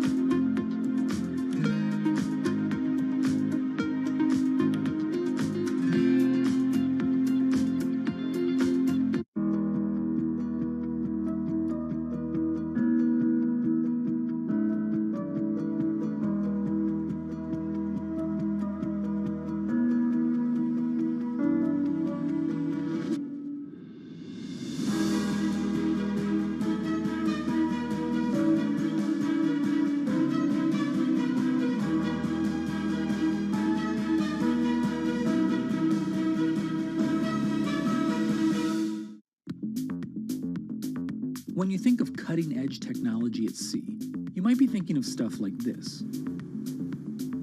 But there's an incoming revolution on the high seas that isn't quite as sexy, but could be significantly more impactful. Container shipping is the key component of global trade. About 80 or 90% of all the world's goods are transported at sea at some point. But there's a significant unseen cost to the modern era of global commerce. About 3% of all the world's CO2 emissions come from shipping. 3% may not sound like a lot, but that's roughly comparable to the entire CO2 output of Germany. Since reducing trade isn't a likely option, what about a technological improvement to help reduce the emissions from these well-stocked maritime behemoths?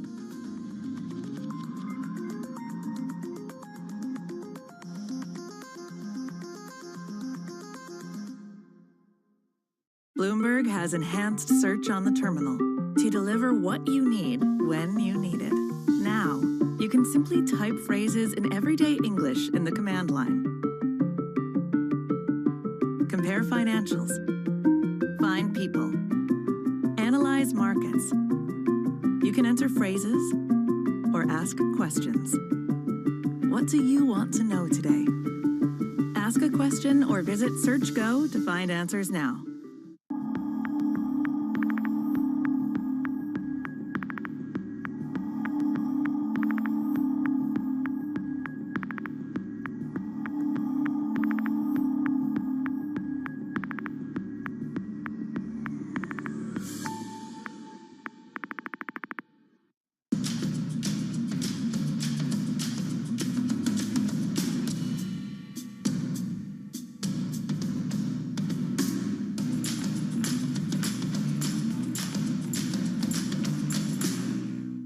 Market that over the past few weeks has made it clear it wants to go higher. It got a little spooked by the idea that geopolitical tensions are rising.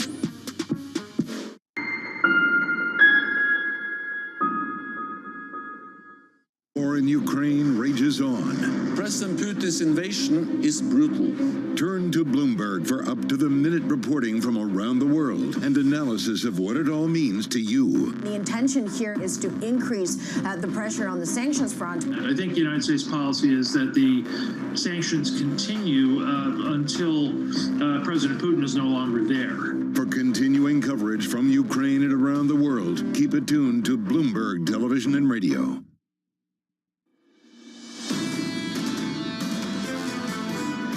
We do not control the market price of crude oil or natural gas, nor of refined products like gasoline and diesel fuel. And we have no tolerance for price gouging. Mike Wirth there, the Chevron CEO, after the oil majors were hauled in front of Congress in the last 24 hours. Put this one in your diary. Chevron earnings, the end of this month, April 29th. From New York City this morning, good morning with Tom Keene and Lisa Abramowitz. I'm Jonathan Ferro. Futures look like this. On the S&P, just turning lower in the last couple of minutes. On the NASDAQ, still elevated just about, but we fade. We're up by almost 0.1% as yields kick higher again by 3 basis points. We get to 260, 258. This week we have been through 265. We're off those levels, Tom, but we're kicking higher again. I'm glad you mentioned it. We're almost taking a pause here, but yet there we are stuck at this 260-ish level. John, it's almost unimaginative to think the 2-year would reach out to a 280. Are we ready for that? Hey, some people are calling it, Tom. We're not far off, are we?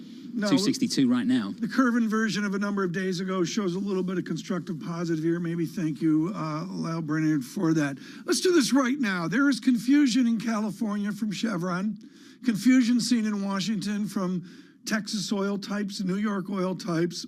There is confusion in Moscow. Will Kennedy is executive editor for Energy Confusion at Bloomberg, and we're thrilled that he could join us this morning. Give us some clarity from your world-class team, Will Kennedy, about how we discover the price of distillates, oil, Brent, coal, and the rest. Does this happen this week, or do we need to wait 90 days to find out where we are? I think it's a good question, Tom. It's not quite clear, and the futures market isn't working terribly well right now. Open interest is very low, volumes are very low. Yeah. The volatility is enormous, and people aren't trading like they used to. So that mechanism to discover the price isn't probably working as well as it should do. Distillates, jet fuel, that's where the action is, and that's telling a slightly different story, I think, to the crude price. It's telling you a story that actually a lot of oil markets, energy markets around the world are extremely tight. We've seen some extremely high jet fuel prices in America over the last few days. Diesel demand continues to be strong. So it may be a better place to look for a true picture of what's going on in the oil market than the crude futures market. As you know, Javier Blas has a cat at home named Margin Call. What's the financial exposure of the commodity houses to this confusion that's out there right now? Are you people steeled for financial angst within energy traders? We've seen a lot of that since the war started. As prices begin to rocket, traders need more capital and they're exposed to bigger margin calls, and their balance sheets have been stretched at times in these crises. That's probably come back a bit as the oil price has fallen, but it's making it more expensive to trade commodities. It's making it more risky to trade commodities. So these houses are making plenty of money. They're trading, they're shipping oil, they're taking advantage of the margins that are out there, but they're having to use a lot of capital to do that and take up a lot of credit to do that. So there are risks involved with those trades as well, Tom. When we talk about, Will, the fundamentals of supply and demand, how much supply has the Russia embargoes and curbs really taken off the market at a time when Bloomberg Economics expects that they're going to earn more than a third more this year from their oil and gas exports than they did last year? It's one of the most important questions right now, Lisa. I think it's definitely taken some supply out of the market. It's not clear yet because many of the cargoes that have left in recent weeks were actually traded before the war started. We're now reaching the critical period where we're seeing cargoes, both of crude and oil products, leaving Russia that have been bought and sold since the war started. There are signs that exports, production are falling inside Russia. We see tanks getting filled. We see refineries struggling to keep going, but we're not sure what the full picture is. Most people are estimating out of the 7 million barrels a day of products and oil that Russia exports, roughly, between 1 and 3 million won't leave the country over the coming weeks. That's a big range, and the market really needs to get an idea of where that final number lands. It's a big number at either end of that range, but 1 obviously is much more manageable than 3.5, which would leave a giant hole in the market. So perhaps crude futures are telling us that the market, despite the problems that I outlined earlier, that the market is fairly relaxed. But I think we're entering a really critical few weeks to discover where that number eventually lands. How is China the most important swing player in this in terms of the end purchaser of those energy exports from Russia? Yes, I mean, China is buying more crude. India is buying more crude from Russia. We've seen that today with some Far East grades of Russian crude selling out and China buying. But I think that people need to understand that Asia will buy more Russian crude, but it probably doesn't have the capacity for several reasons to absorb all of it. There are logistical issues. We're talking with Urals, the main European grade of Russian crudes, very long voyages. And they won't want to back out their existing suppliers, principally Saudi Arabia. So while there are cheap Russian crudes on offer to Asian suppliers, I don't think the market expects they can absorb all the oil that was going to Europe. So there probably will be a certain amount of oil that's left unsold. But yes, they'll fill the gap, but they probably won't fill the whole gap. Well, just quickly, these companies getting roasted right now for making money, the oil majors. Can they hide that success behind some monster write-downs this quarter? Well, clearly those people who walked away from Russia business, like Shell, they flagged a $5 billion write-down this morning. BP's may be even more monstrous because they talked of up to 25 on their Rosneft stake, and that will obviously hit the bottom line. But, the American majors aren't, especially Chevron, which you mentioned earlier, doesn't have that exposure. They are going to make lots and lots of money. I have no doubt Simple as that in the earnings report, Will, they're going to tell us what they made this quarter and remind us of what they lost back in the first quarter of 2020. Will Kennedy, thank you, buddy, as always. Tom, it's going to be a very interesting earnings season, that's for sure. It's going to be a political earnings season as well, and it's particularly going to be true if gasoline prices stay sustained. I am getting a lot of shock, John, out there, and I'm going to go right down to the granular, John. My Uber today was $12 more than it normally is, and I got to believe that's not driver shortage, that's fuel. That's a fuel surcharge, Tom. Got to believe it. Something we have seen. Yeah, We've seen it, but are we going to see it a lot more, including those airline fares we talked to George Friedman about yesterday? It is getting so expensive to travel. Bramo, you're living it. You're living the cancelled flights too, but it's getting expensive. It's not getting expensive when your flights get canceled and nobody can actually fly you off the ground. To your point where you said, well, the oil majors end up hiding behind write-downs. Shell this morning with a first quarter impact charge post-tax of $4 to $5 billion from writing down the Russian operations. You raise a really good point. How much is this going to be the way that they try to say, look? For the Europeans. For the Europeans. But then the U.S., what do they hide behind? Lisa, when you're sitting on the runway, are you giving your kids a beverage of their choice? Really? I think want to start this? Bramo's having several beverages of her choice at that point. Seriously, 100%. Is this a therapy session or what? It is. Just wait. From New York, this is Bloomberg.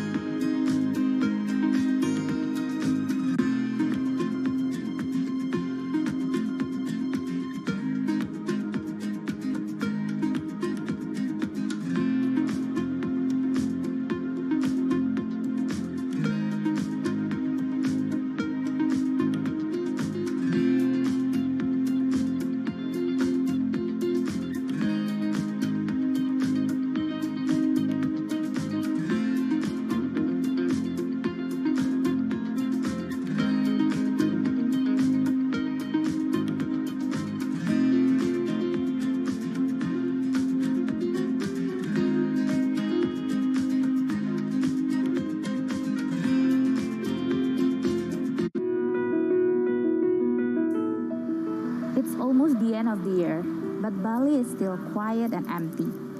I am here in Kuta Legian, one of the main walking streets here that is used to be a tourist spot for beach, dining, shopping, but many shops here are still closed. Most of the outlets are either for rent or for sale as they have run out of business. Saya kerjanya di sini udah lama, udah ada 10 tahunan di sini kerja.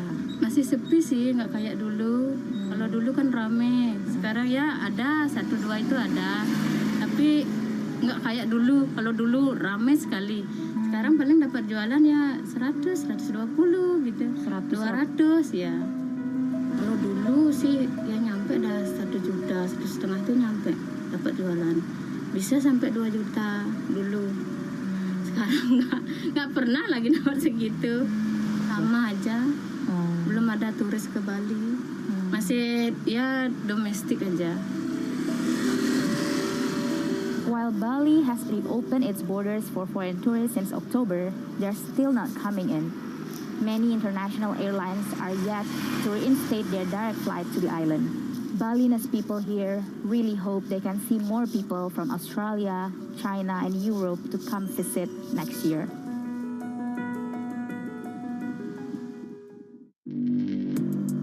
Access the financial world on demand. Hear from leading economists, policymakers, and industry experts via live and on-demand webinars, only from Bloomberg. Start exploring to see what's moving the markets. Visit Bloomberg.com/webinars.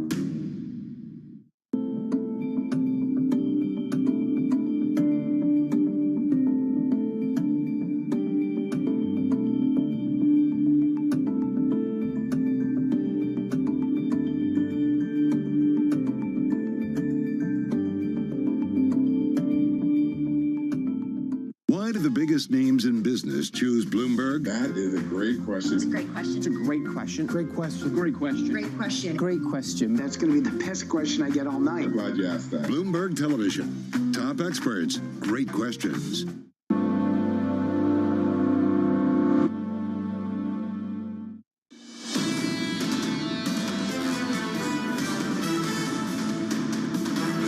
We are seconds away from some economic data in the United States of America from New York City this morning. Good morning. Going into that data, we turn negative on the S&P 500. Futures down 0.05%. The NASDAQ now essentially unchanged. Looking at yields just a little bit higher by 2 basis points to 261.83. The dollar stronger, 97.80 on WTI. Euro dollar rather is stronger. Euro stronger, up by 0.2%. Looking at some jobless claims in America, look at this number.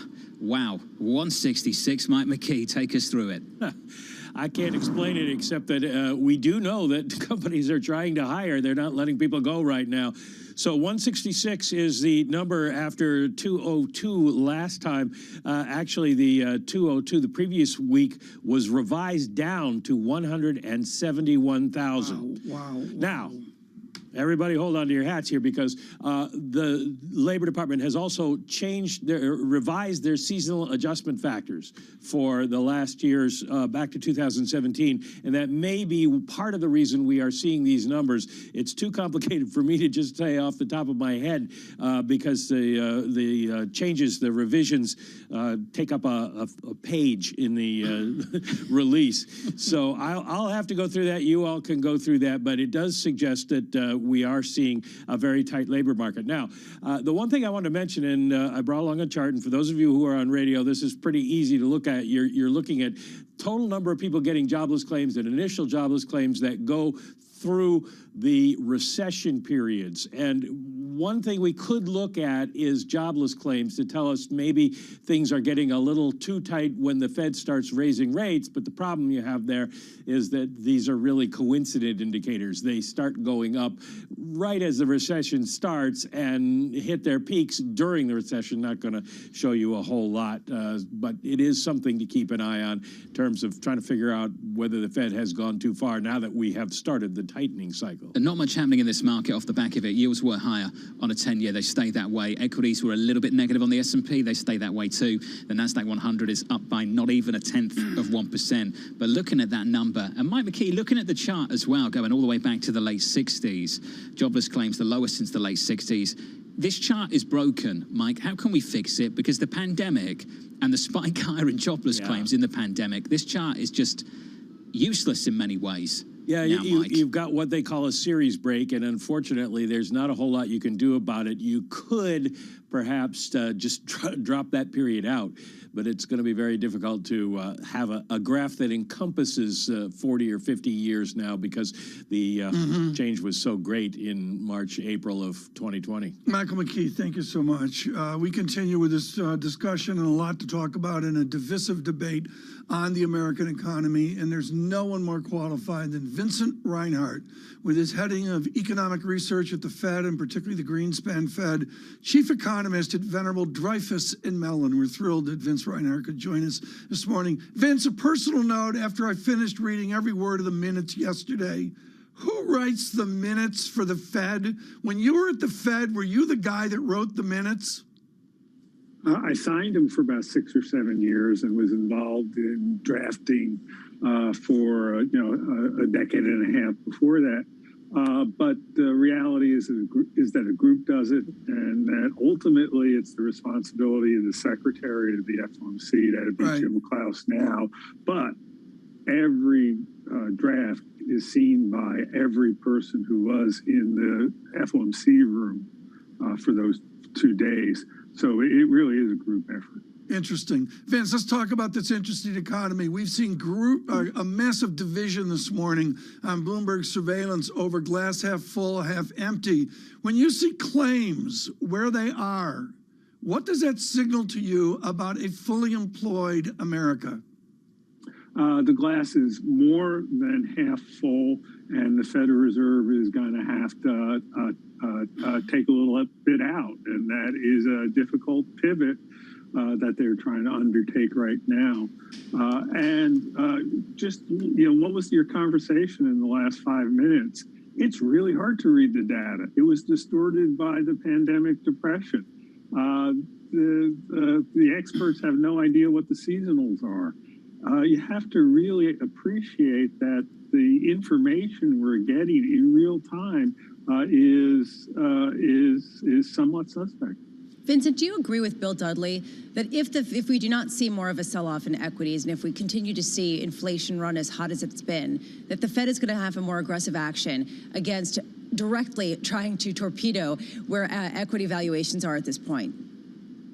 I wouldn't put it that bluntly, but the reality is monetary policy works through financial markets, and unless financial conditions tighten, they won't be removing policy accommodation and putting restraint on the economy. The reality is that the overnight federal funds rate, the policy rate of the FOMC, doesn't matter a whole lot for anything. It matters how it gets priced in through the yield curve and into other financial asset prices. And unless those prices move in a way that tighten financial conditions, the FOMC will not have accomplished slowing the growth of aggregate demand to something more sustainable given the level of where we are. So if the market is pricing in several series of 50 basis point rate hikes in a row from the Federal Reserve, as well as potentially $1.1 trillion of Federal Reserve balance sheet reduction over the course of a year, then how much further would the Fed have to go in terms of signaling or even rate hikes to actually tightening conditions enough? Well, one thing to point out is even those succession of half-point hikes imply the real federal funds rate, the nominal federal funds rate, less inflation, will still be negative. And that's the measure of policy impetus. So a lot of what the Fed has to do initially is just catch up. Until they are past the catch-up stage, then it's time to ask the questions you just did. At a pace of a half point over the next couple meetings, the committee will still have to be tightening well into next year. Vince, out of Fordham, you have maybe lived the Fed more than anyone we speak to. And from Volcker and with all Lyle Brainerd in the uproar 2 days ago, from Volcker to where we are now, as you look at it, is the great moderation over? Yes, I think that's right. We have, one way to put it is we've had two generational shocks, a pandemic and a European war in the space of 2.5 years. And that's within a decade of what we thought was the great financial contraction. We've added a lot more to volatility. Importantly, the great moderation was the great anchoring of inflation expectations. We achieved what Volcker and Greenspan talked about, a situation in which households and firms weren't concerned about a changeable price level in making their decisions. We're out of that range. Right. And we're probably out of the great moderation as well. So Vince Reinhart, the money question is, if the moderation is over, Greenspan invented with you along the x-axis this word measured. Are we done being measured? Remember, Greenspan also produced the policy tightening of 1994 and 1995 that included started with quarters, then put in intermediate actions, then 50s, then 75s. So I think he was willing to do what was appropriate.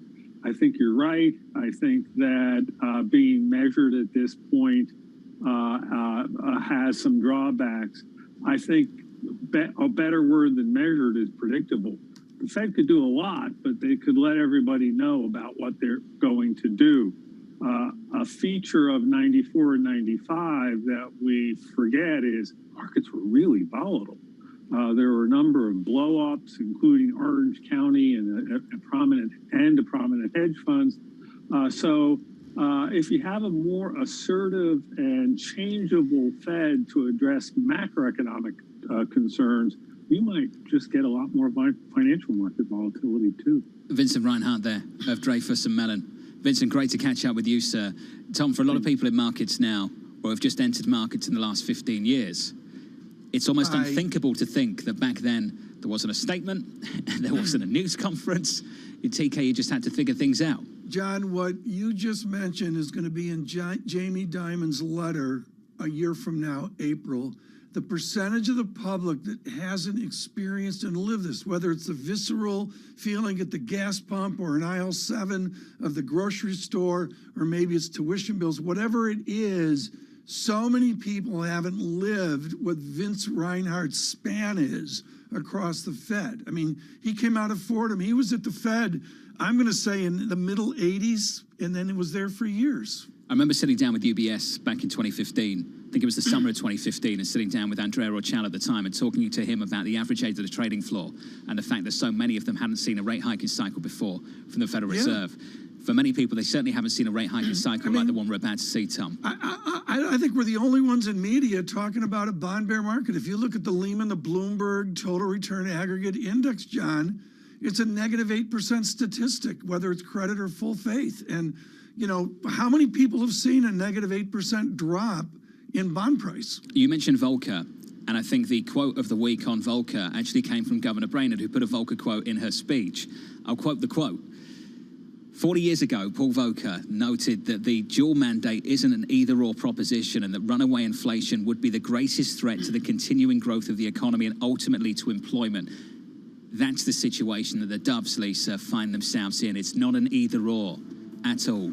And one of the unspoken questions that a lot of people have is, if consumers show resilience, then why not allow inflation to run hotter? If it isn't crimping growth, then why not go past that 2% threshold that the Fed has clung to for so long? Certainly well beyond 2%, aren't they? I mean, it's sort of funny. It's laughable. Beyond 2% for a long time. Coming up on the Open, Geraldine Sundstrom, the portfolio manager at PIMCO. Looking forward to that from New York. This is Bloomberg.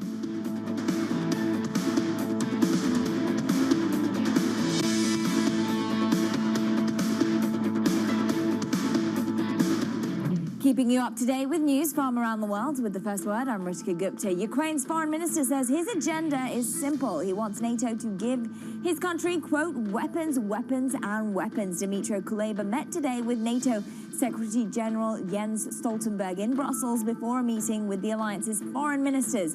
Ukraine has been pushing for more air defense systems and anti-tank weapons.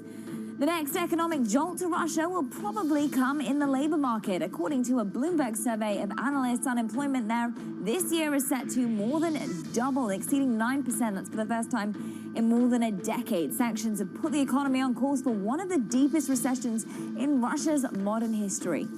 The Shanghai lockdown is threatening to become the biggest crisis of President Xi Jinping's tenure. The struggle by the city's 25 million people to obtain necessities like food and medical care has triggered rare pushback from residents. Many are saying the Communist Party's COVID cure is worse than the disease. Shanghai's reaction could inspire other cities to resist lockdowns.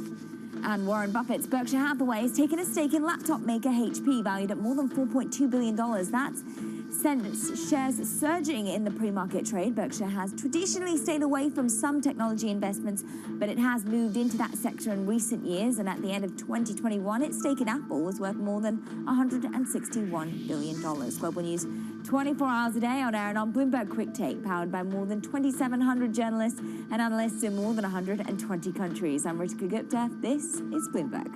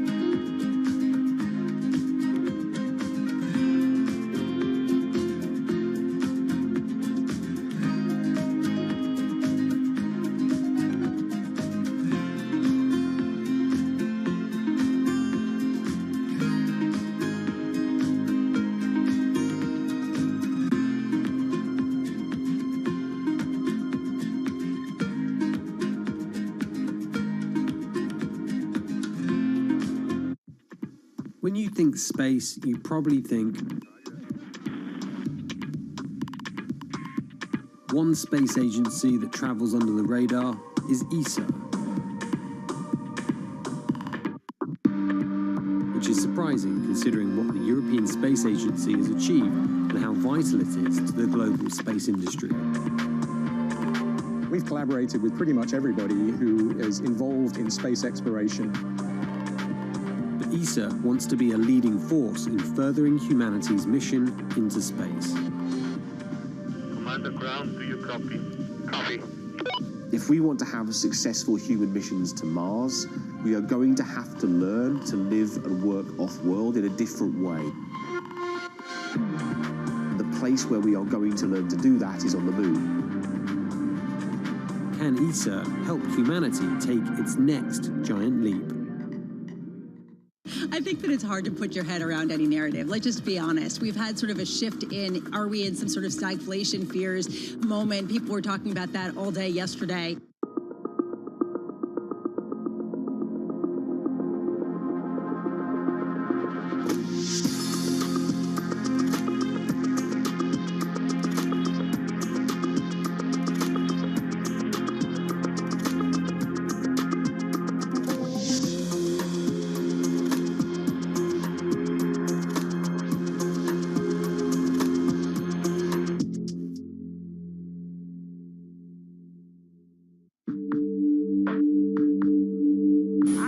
At the Delhi airport, and behind me you can see SpiceJet 737 MAX aircraft.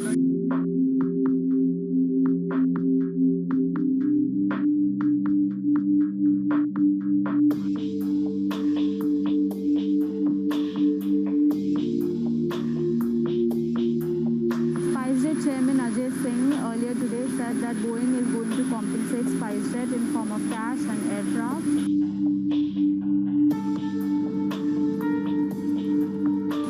Celebration happening at the Gwalior airport. As you can see, they've literally rolled down the red carpet for SpiceJet Chairman Ajay Singh. There are balloons, there are flowers. This is a big deal for SpiceJet because it is the only Indian operator of Boeing 737 MAX planes currently. I think what we've seen during this period of time is that communicating via video is not a fad.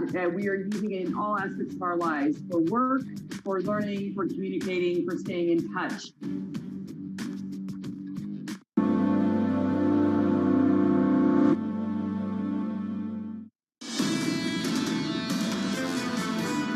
It cannot be business as usual for Russia in any of the financial institutions. Our goal from the outset has been to impose maximum pain on Russia while, to the best of our ability, shielding the United States and our partners of undue economic harm.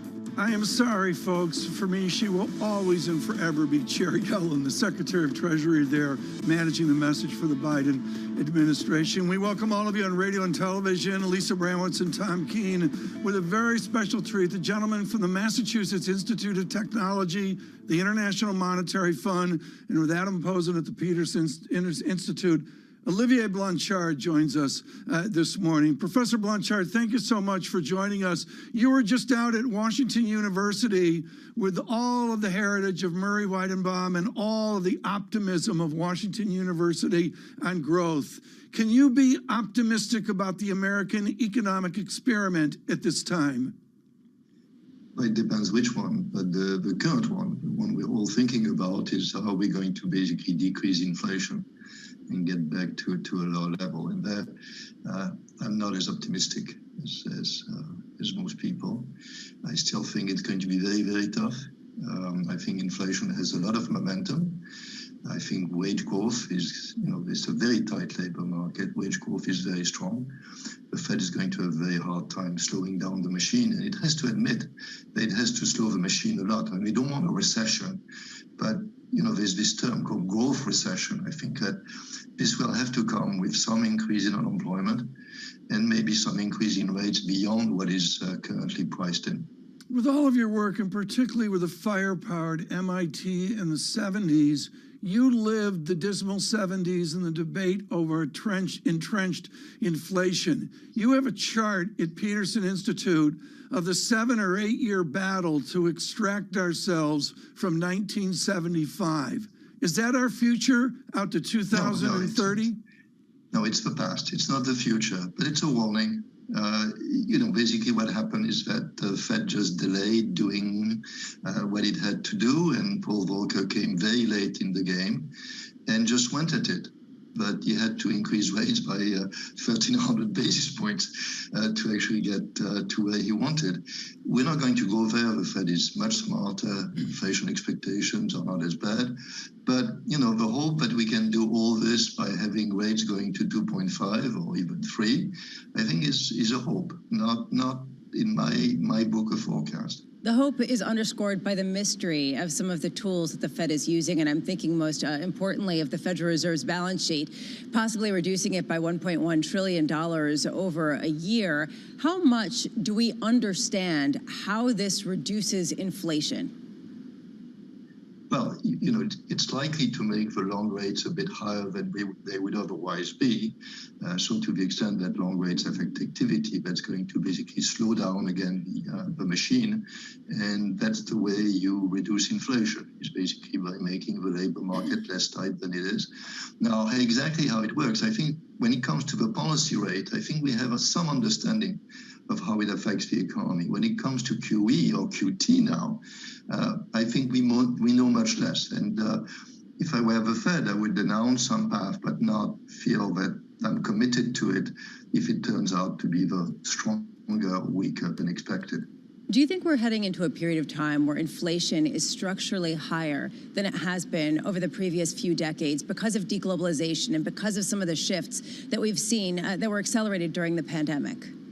No, I don't think so. I don't think there's any close link, say, between productivity growth or globalization or any of these structural elements and the rate of inflation that the economy has. The rate of inflation can be anything. You just have to have it flat. You basically have to operate the economy at full employment, not hotter than that, not colder than that, but you can have any rate of inflation you want. Olivier, you have lived the vogues and the religions of the moment. You and I remember where the world stopped. I believe it was on a Thursday afternoon at 3 p.m., and we'd all count M1, M2, M3. There's been any number of other religions of economics. What's the religion right now that we need to be aware of, that we need to fear? Well, I was never kind of in the M1, M2, M3 religion. I always thought that was a religion and not science. I think the way to think about how monetary policy works is you look at the yield curve, and some of economic activity depends on the short end of the curve. Some of economic activity depends on the long end, say mortgage rates, and basically the higher the yield curve, the more tightening there is. I think that, if I had to choose one object, as opposed to say M1 or M2 or whatever, I would say just look at the yield curve. And the yield curve, I think, is telling us rates are going to go up for a while. Then maybe they'll come down a bit, at least adjusted for inflation. And I think that's the tool that the Fed has. I mean, the old days, it only played, at the short end. Now it plays all the way through the yield curve. But that's the object I think we have to look at. What's the tool of real yields, Olivier? And I talk about this as the real yields, the inflation-adjusted yield on 10-year treasuries moves to the highest, the least negative, I should say, going back to March of 2020. Yes, I mean, you have to realize that we're still in an era of very, very low real rates. At the short end of the yield curve, real rates are very large negative. At the long end, they are less negative than they used to. I think they are getting closer to zero. I think that's what's needed to get the economy going in the long run. We don't exactly know what the long run equilibrium rate, if you want to call it this way, is, but it's probably around zero at this point. So if we were cruising along with no more inflation than target, then I would say zero is probably the right number. But before we get there, we have to get inflation down. So we have to go above zero in terms of real rates. Olivier, we've got to leave it there. Thank you so much. Really looking forward to your work with the Peterson Institute, particularly on the new inflation level. Professor Blanchard, of course, always and forever with MIT. Lisa, did you see there on M1, M2, M3?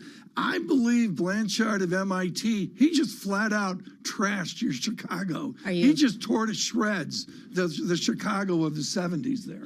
I didn't really hear the incredible animosity and drama, but let's go there. Just absolutely, riveting to hear the critique. Honestly, though, his points are really well taken, and the point on real yield, I want to pick up on that idea. In a perfect world of equilibrium, it would be zero, right? There should be a baseline understanding that yields in their absolute represent some sort of long-term inflation expectation. He thinks they're going to have to go above zero, which a lot of people think, Lee Farage among them, is going to have a real effect on risk assets. Out of the great financial crisis, Olivier Blanchard, folks, with some other people, including Joe Stiglitz, led on the debate over where the new inflation level is. His colleague Adam Posen is center tendencies. We better get used to 3% and not 2%. Part of the raging debate that we'll take to the ECB meeting on April 14th and on to May 4th with the Fed, all that wraps around where we are. Futures at -8, the VIX 22.38. This is Bloomberg. Good morning.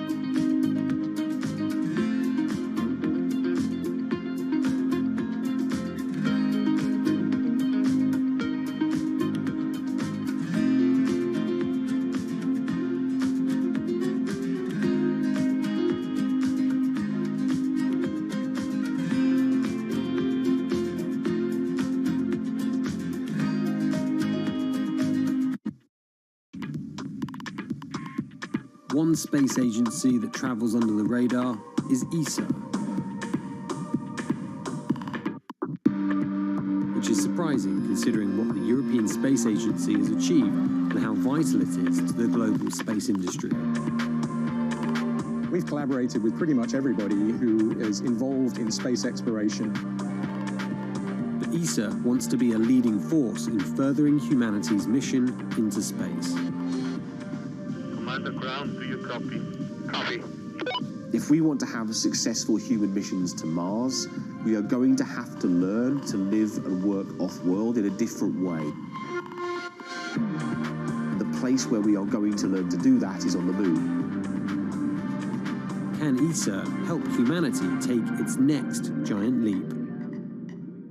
A lot's happening on Wall Street. It's the basic law of economics. The Fed is telling us this is transitory. Need to catch up? This is Bloomberg Wall Street Week. I'm David Weston. We've got the information and insights. David, you just hit the nail right on the head. From businesses most influential and instrumental. And that's the way you run good risk management. We need to invest in our systems. Bloomberg Wall Street Week premieres Friday with replays all weekend on Bloomberg Television and Radio.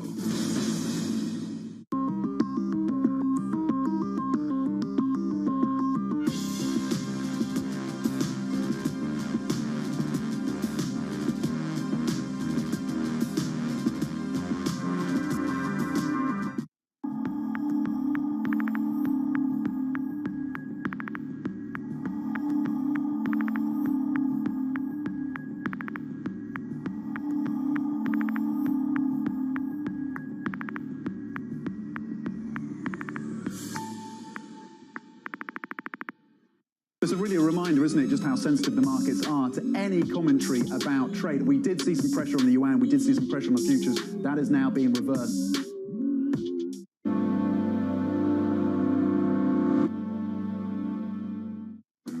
Live from New York City for our audience worldwide this morning. Good morning, good morning. Equities just a little bit lower, your 10-year yield just a little bit higher. The countdown to the open starts right now. Everything you need to get set for the start of U.S. trading. This is Bloomberg, The Open, with Jonathan Farrow.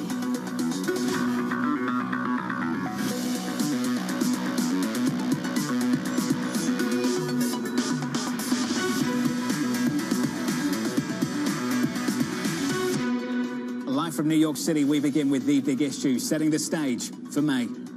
The Fed governors are speaking more hawkishly. Comments we've heard from Brainerd and others over the last week or so. The Fed minutes 50 basis point rate hikes are, in fact, on the table. They are likely to go 50 basis points in May. And more than one of them is, in fact, possible. The market is welcoming these 50 basis point hikes. The FOMC meeting on May 4th. The May 4th meeting. They need to raise rates, and they need to start cutting down on the size of the balance sheet. It's certainly not an easy position for the Fed. They're throwing the kitchen sink at forward guidance here. Trying to re-anchor those inflation expectations. They're trying so hard to get this soft landing and retain inflation credibility. This job of orchestrating a soft landing is going to be difficult.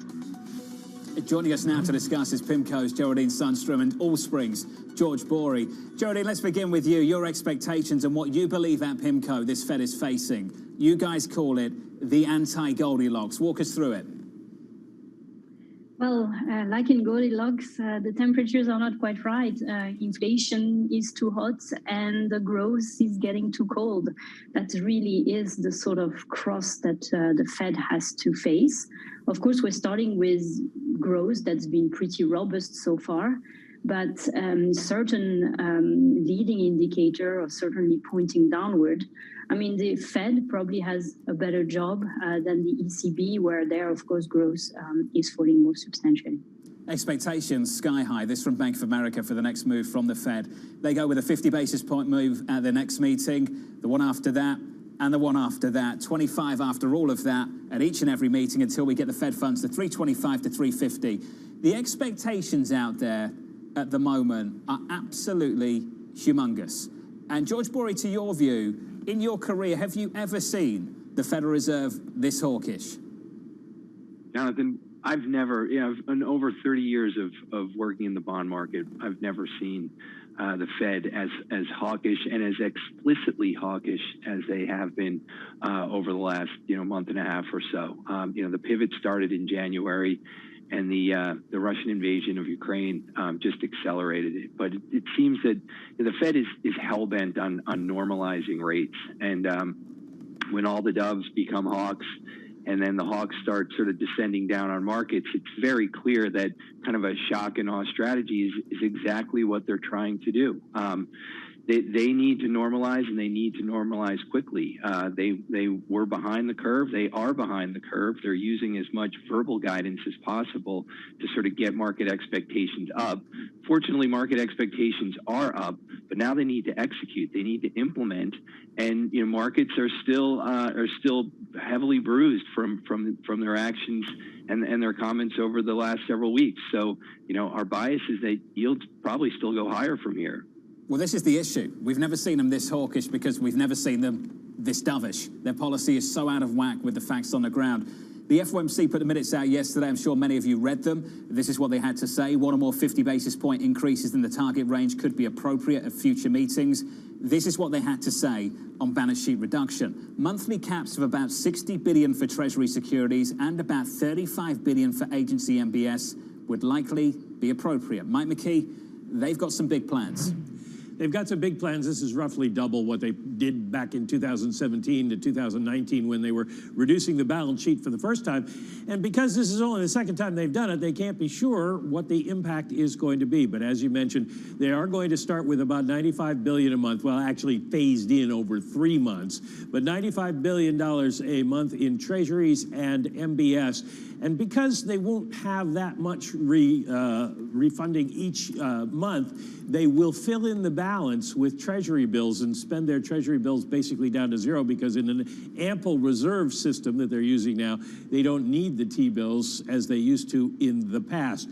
So what does this mean for the size of the balance sheet? Well, that's the open question. How far do they go?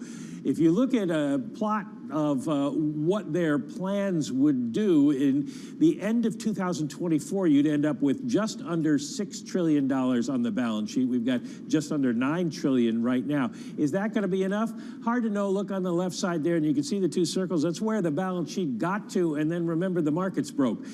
Short-term and repo really struggled, and Jay Powell was forced to reverse himself, and they built the balance sheet back up again until you could see what happened with the pandemic. So how far do they go? They'll probably have to go until they break something. Now, that raises the question, too, of what do you do with mortgages? Because as you can see, the funny thing about the mortgage chart is that it's very lumpy as it gets bigger, and that's because you have prepayment risk. Does the Fed hold on to mortgages for 30 years? Probably not. They're talking about the possibility of selling them, and we don't know what impact that's going to have on the mortgage market either. So we have some answers as to what they're planning, but we don't quite know what we're going to get out of it, John. Some massive plans. Mike McKee, thank you. Great lineup this morning. We get lucky. Joining us now is Chris Harvey of Wells Fargo. Chris, let's talk about it. Can you take any comfort from the plans being laid out by this Federal Reserve? Can I take any comfort?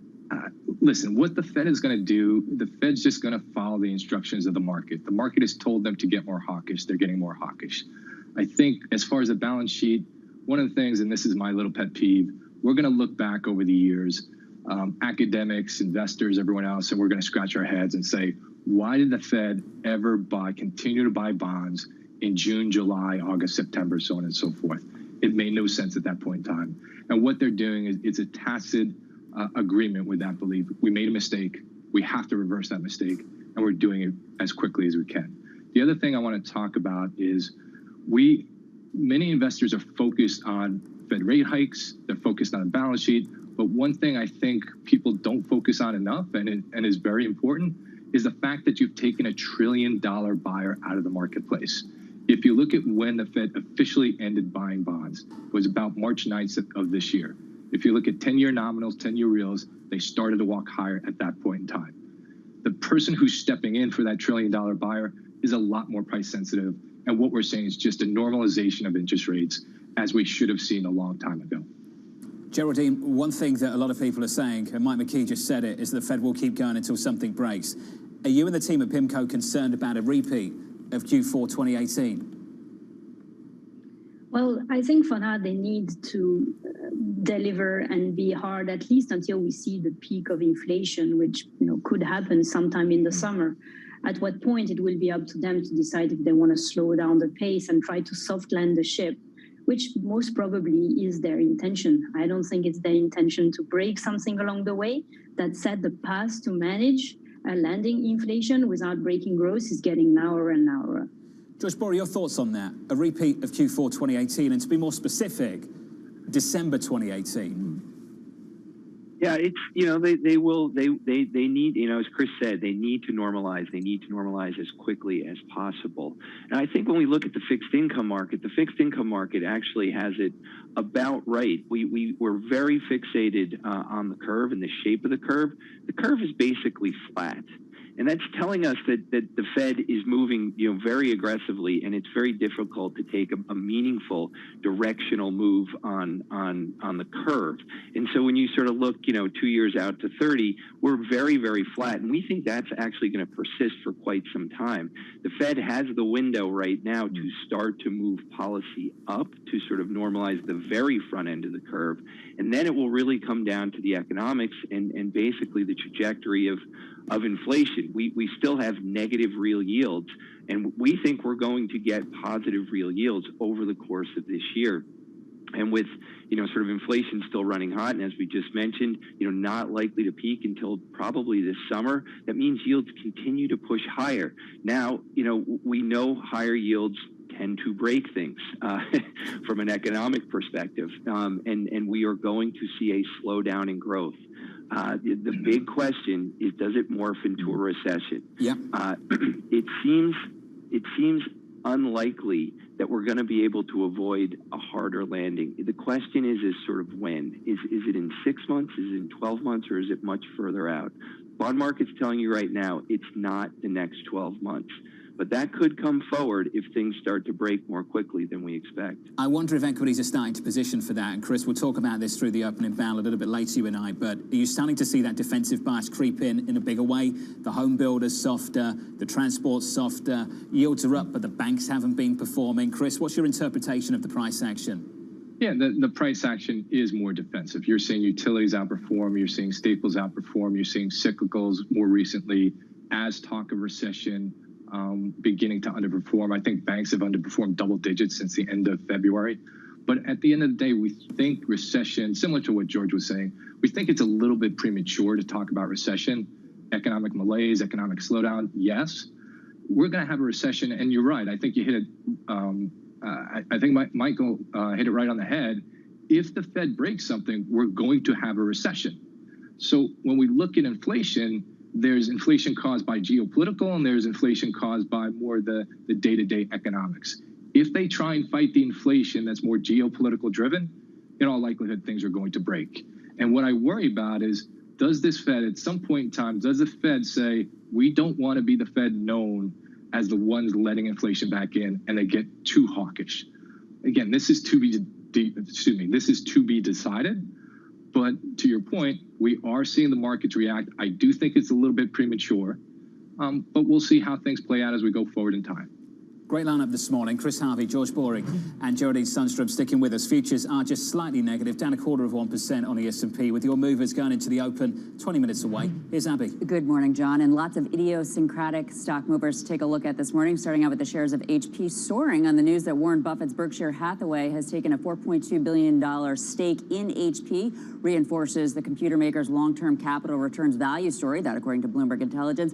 Occidental, another Buffett-endorsed stock, raised at Piper Sandler to overweight, the analyst saying it is relatively inexpensive. To the downside, though, Ford cut at Barclays to a negative. The bank sees more risk to autos. Despite the recent sell-off in Ford, analysts there are saying that inflation, production pressures, and consumer weakness, all a concern for Ford. And then finally, Wayfair also cut at Wells Fargo to an underweight. The bank is turning more cautious on home-related stocks. And John, to your point, having everything to do with the weakness that we're seeing in the housing sector. A ton of weakness there. Not in the data yet in a big way, but certainly in the stocks in the equity market. Abby, thank you.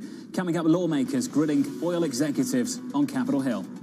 We have no tolerance for price gouging. The reality is that during this crisis, you've had record profits and stock buybacks. That conversation up next.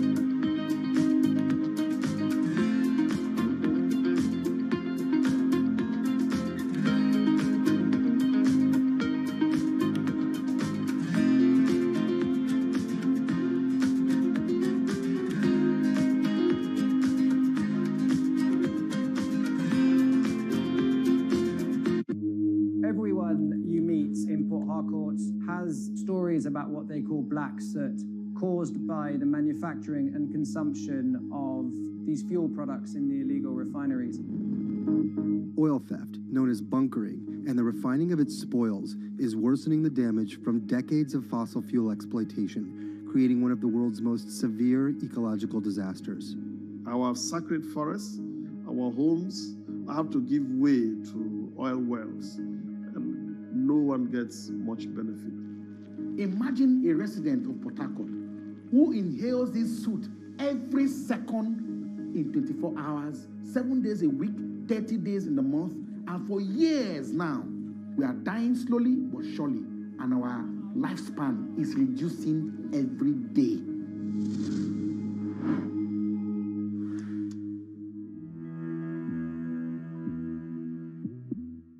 However you get your news. This is Bloomberg Daybreak with Lee. On Bloomberg Radio. Welcome to Daybreak Australia. This is Bloomberg Technology. This is Bloomberg Green. On TV, radio, and the web, this is Bloomberg. Crypto, you have a world of young people that want their own financial system and their own culture.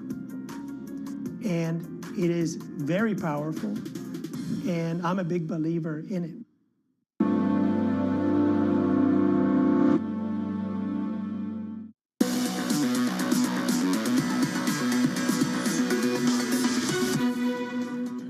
We've got a pandemic, and we've got Putin, and you are using these crises to gouge the American people. We have no tolerance for price gouging. The reality is that during this crisis, you've had record profits and stock buybacks. Do you think we can return value to our shareholders, as well as increase production, as well as invest for the future in renewables, low and no carbon fuels for our customers? We will be doing all of that. Congressman, mixed messages from the government do not encourage us to make investments with confidence in future supply. This went about as well as you'd expect it to go. Energy executives facing a grilling on Capitol Hill, given surging prices. DC has some questions. Shell has some answers. Things are going to get more expensive for them. They came out with a monster write-down today, reflecting the unprecedented volatility in commodity prices prevailing up to the end of the quarter. Material additional movement could be seen in cash flow from operations. They're saying that withdrawal from Russia could cost them anywhere between $4 to $5 billion. Anne-Marie joins us now down in D.C. And AMH, the Europeans might be able to hide behind some Russia write-downs for this quarter. The American producers won't be able to. How controversial will those profits for Q1 be? Oh, they're going to be very controversial, Jonathan. Already we have a signal from Exxon that their first quarter might be $13 or $11 billion. It's the highest in 13 years. So quite an awkward moment to get this grilling on Capitol Hill. And 6 hours of it, Jonathan, and as you said, it went as well as you can expect, right? You have the Democrats on one hand saying that they are price gouging, and then you have Republicans who also want to make the point and point the finger using the oil executives that this is actually the policies of the Biden administration. Whichever way you look at it, the issue is going into the midterm elections, this is a massive problem for politicians as they deal with constituents because gas prices are higher, they are not coming down, and already the polls show that inflation is a huge concern for Americans. Hey, let's talk about policy then. We know about the SPR release. Jeff Curry at Goldman Sachs has pushed back against that. He says he thinks it will be counterproductive. What's the next step? Is there one? Well, it's difficult, right? Because there's only so much of these resources in the world right now. What you heard from executives yesterday is that they want to, and they are going to increase CapEx to try to get more production online. This comes, though, as the executives explained yesterday, after an incredible year where we saw oil go negative, absolutely decimated in terms of the fuel demand, and then at the same time, other companies forcing to leave business because of how bad that pandemic was. Now they're coming back, and they've been forced to give that money back to shareholders, and they're not investing. They're saying that they will invest. So the Biden administration says this SPR release, this epic SPR release, also alongside other IEA partners, is a gap to get there. But the issue is that Russia right now is a massive commodity player, and every day, Jonathan, the talk ratchets it up in Europe that potentially they might start shunning Russian oil, and that is just going to be a higher premium on the price. We'll catch up with you a little bit later on that with Maria Tadeo as well. Anne-Marie down in D.C. As Prime Minister Mario Draghi of Italy said recently, what do you want, peace or air conditioning in the summer? We'll pick up on those comments a little bit later. Dan Yergin, great man, had this to say about energy. Take a listen. When people go back to the 1970s as the most severe, I think this potentially is worse because it involves not only oil, but it involves natural gas, involves coal, and it involves two countries that happen to be the nuclear superpowers. So the risks are as high as they seemed in the 1970s. The risks right now are higher. Geraldine, the energy issue, can you walk me through your portfolio and how it's exposed to what's taking place at the moment? There is the energy, and there's a vast complex of commodities that have seen their price going higher. And, as harvest season arrives, we might see grains going higher. So one way of doing this is to gain exposure to currencies and of countries who are exporting those critical material, be it energy, metals, or grains. So we have a positive attitude towards those currencies, and it makes sense to have this in the portfolio, all the more than as it happened, even though those countries have positive terms of trade, the central banks have also been hiking interest rates, in particular in emerging markets, so the carry is very attractive. How much trouble are the importers in? It goes and depends. For certain, some part of Asia and Europe are in a not so good position, and we've seen some trade deficits starting to print at record level already for the Eurozone.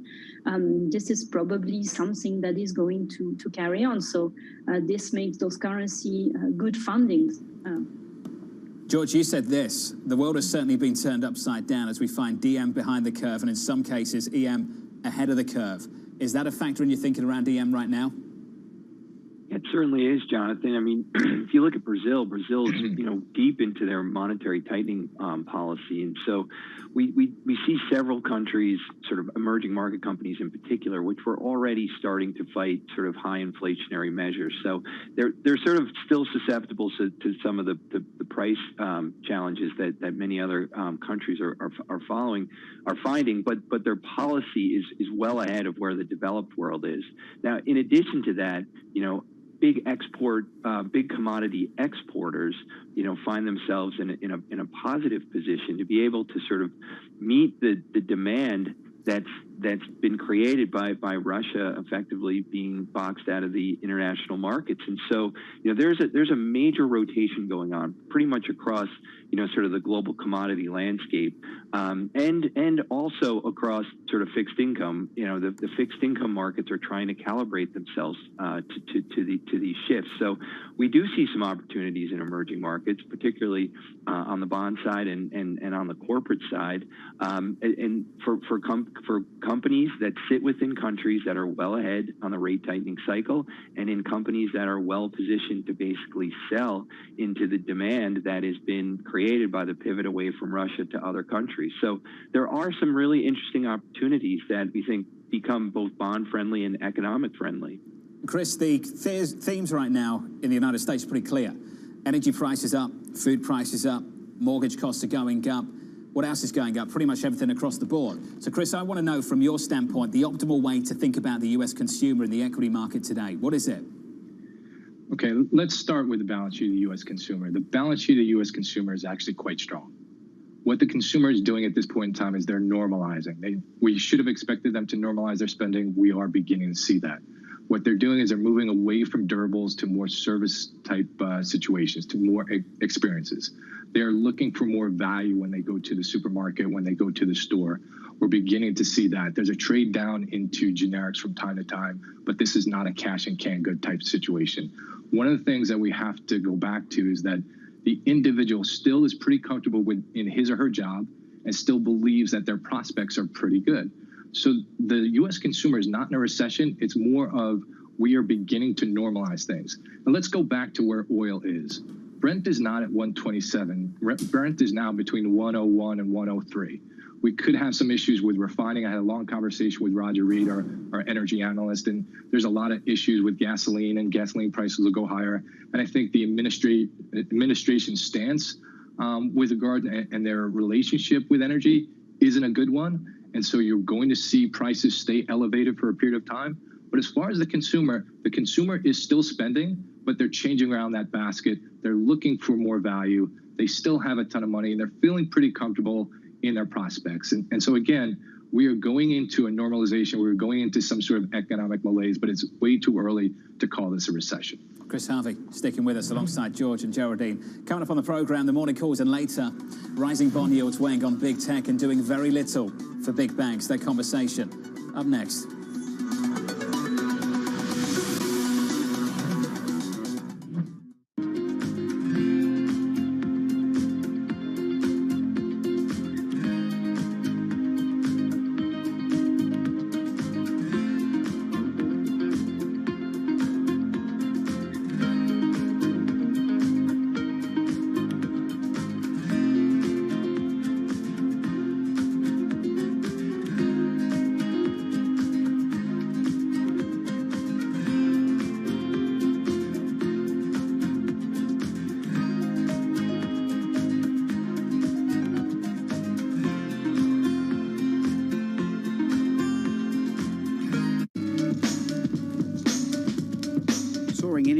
prices and a short supply of key chemicals that produce synthetic fertilisers are sending pig, cow and horse manure prices soaring. Even human waste is in demand as farmers hunt for alternatives.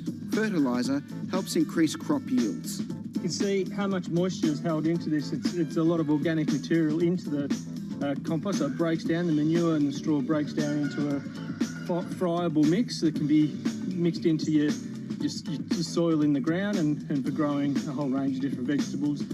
Holds the nutrients in, holds the water in, and it really increases the kind of biodynamic profile of the soil. The recent price spike could mean more farmers going organic for the long term.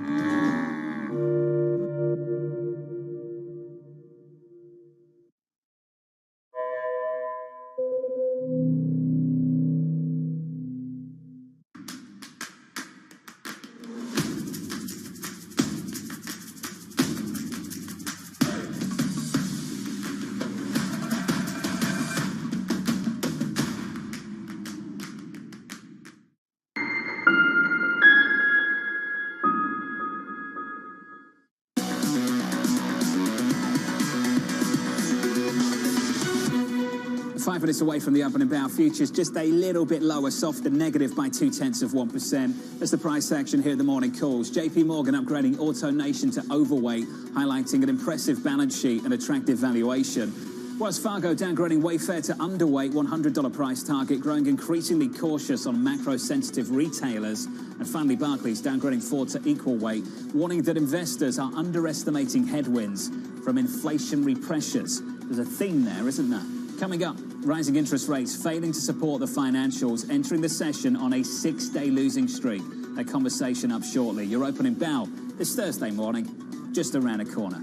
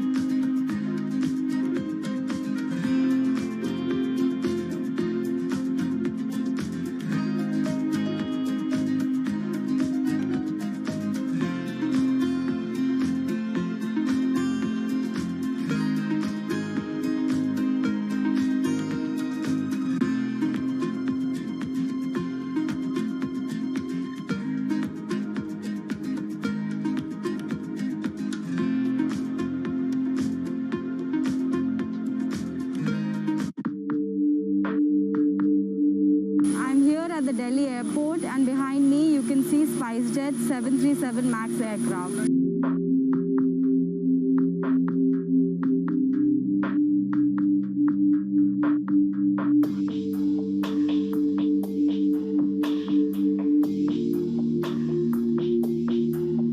SpiceJet Chairman Ajay Singh earlier today said that Boeing is going to compensate SpiceJet in form of cash and aircraft.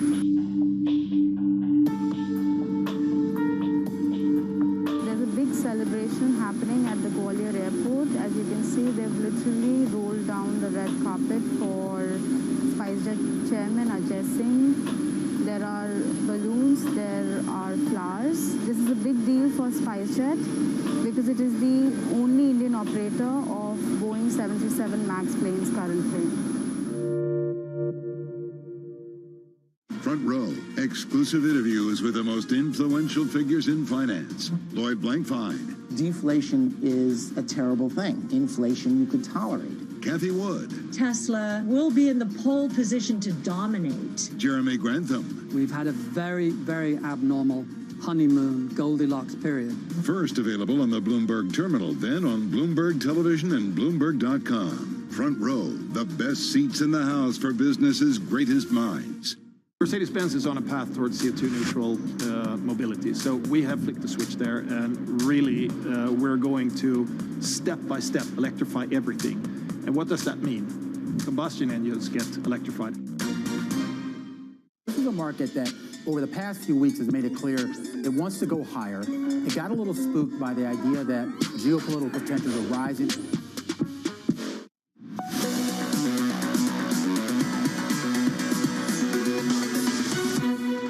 24 seconds away from the opening bell in New York City this morning. Good morning to you all. Here's the Thursday morning price action with negative 0.2% on the S&P, a little bit softer on the NASDAQ as well. On the NASDAQ 100 over the previous 2 days, down by more than 4%. That losing streak starting to build again. There's the opening bell, switch on the board and get to the bond market. I keep going over this. We closed out last year at 70-something basis points on a 2-year yield in America. What a transformation of this bond market over the last 3 months. Your 2-year now, 245, yields in a couple of basis points there.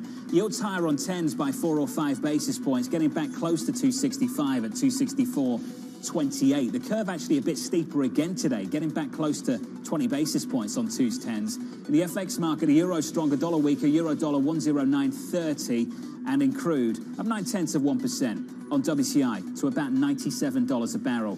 That's the early morning price action cross asset into the session 30 seconds in. Here's Abby with your movers. John, starting out with one of the top stocks on the open and in the pre-market for sure, HP. Warren Buffett's Berkshire Hathaway has taken a $4.2 billion stake in HP, truly a value name, a long-term capital returns value story. Lamb Weston, the $8.8 billion potato products company, they beat estimates. A big supplier to McDonald's and Yum Brands, so some positive read-through there for those companies. Conagra Brands, though, on the other hand, they make Duncan Hines brands, among many others. Soaring inflation has caused that company to lower its full-year guidance, so that company is dealing with rising prices. Investors not liking it. That said, well off of its down 4% pre-market lows. And then Netflix down off of its pre-market lows, too, down about 0.75%. Stifel has trimmed its price target, and Baird is saying that European subscriber growth may fall on, yes, inflation. But of course, John, the big theme in recent days, rates backing up, pressuring these high valuation stocks and sending technology lower. And it hasn't helped the banks. Abby, thank you. That's what I want to talk about right now.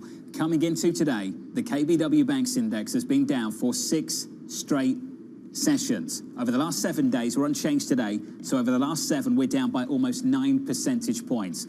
Katie Lyons taking a look at this. Hey, Kaylee. Hey, John. Well, that's extending the largest losing streak we've seen, the longest streak since January of 2021. And this index now at its lowest since July of last year. And the weird thing, as you allude to, that has happened over a same stretch of time in which the 10-year yield has risen about 25 basis points or so. Usually, when yields go up, banks go up. When they go down, banks go down in tandem. Those two lines have tracked each other so well for so long. But now we are seeing a serious reversal, those going in completely opposite directions. And it's not just that bank stocks are heading lower, they're actually performing the broader equity market. Since that March rally began, the late March rally back on March 14th, the banks have been the worst level 2 S&P 500 industry group, falling about 3% over that time. And John, the question is why, especially when we've seen the prospect of more aggressive rate hikes coming from the Federal Reserve, which in theory should help the banks on net interest income. It likely boils down to the theory that the Fed is actually going to be too aggressive, at least slowing the economy, potentially causing a recession. And that will ultimately end up hurting demand for loans and the fundamental picture for these companies. Speaking of the fundamental picture, bank earnings, of course, are coming right around the corner. JP Morgan kicking things off next Wednesday with its first report for 2022. And the fact is, John, 2022 not expected to be as great a year as last year was when it comes to net income. Net income estimates across the 6 big banks seen falling by more than $44 billion collectively, down about 28% from last year's record, John. Kelly, thank you. JP Morgan kicking things off next week. We've gone over this a few times already this morning. This equity market's getting interesting. Even with a kick higher in rates, we're expecting some big moves from the Federal Reserve. The banks aren't delivering big returns. They're underperforming. The staples, the utilities, the more defensive parts of this market are starting to pick up, particularly the utilities over the last couple of days. You've seen the weakness in the home builders over the last year. You've seen the weakness in the transports more recently. Everybody's been talking about that. So what do? Run for the hills, find a rock, get a tin hat, or do you buy the weakness? UBS thinks maybe you do the latter. They say this. They like the value sectors, such as energy and financials. They tend to outperform in a period of rising rates. We maintain a preference for U.S. value, which is less impacted by high yields and should benefit from relatively solid U.S. economic growth. I want to come to you on this, Chris, and start with the banks, because I know you're looking for a bounce through earnings season. Walk me through it. Yeah, so, John, you may not get this reference, but banks are the kind of George Costanza of the financials, of the equity space. Typically, when banks outperform coming into earnings, they underperform, and vice versa. We've seen this over a 5-day window, a 1-month window, and what we expect is they're underperforming. Why? Because we're talking about recession. If we're talking about recession, we're talking about credit.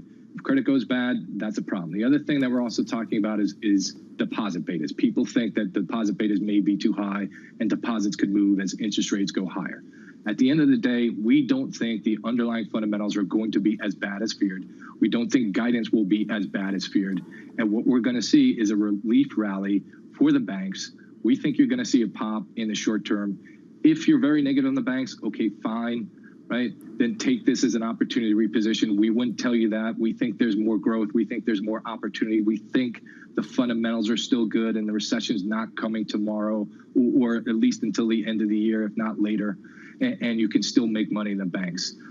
And so at the end of the day, what we expect to see right here, right now, is once we go where they're going to trade down into the print, once we get that print probably is not as bad as expected. We'll see a bit of a relief rally. We think they continue to go higher. But at the end of the day, you're going to get we believe you're going to get some sort of short-term pop. Was that a Seinfeld reference? It was a Seinfeld reference. Okay, just to confirm. Just, we have an audience outside of the US as well, just to throw that out there. Geraldine, to bring you into the conversation, the weakness that Chris and I are talking about in the more economically sensitive parts of the equity market, any reason to lean into these sectors to buy this weakness? Well, we think that we're late in the economic expansion, so our tendency would be to go for quality as opposed to value, which tend to do poorly late in the cycle. And when it comes to banks, there are also factors like cost pressures, which have been quite important. The capital market activity is going to see a big drop. And therefore, we prefer to, when we invest in banks, do it via credit as opposed to equities. Can you build out on that as well, George? Credit versus equity when it comes to the financials?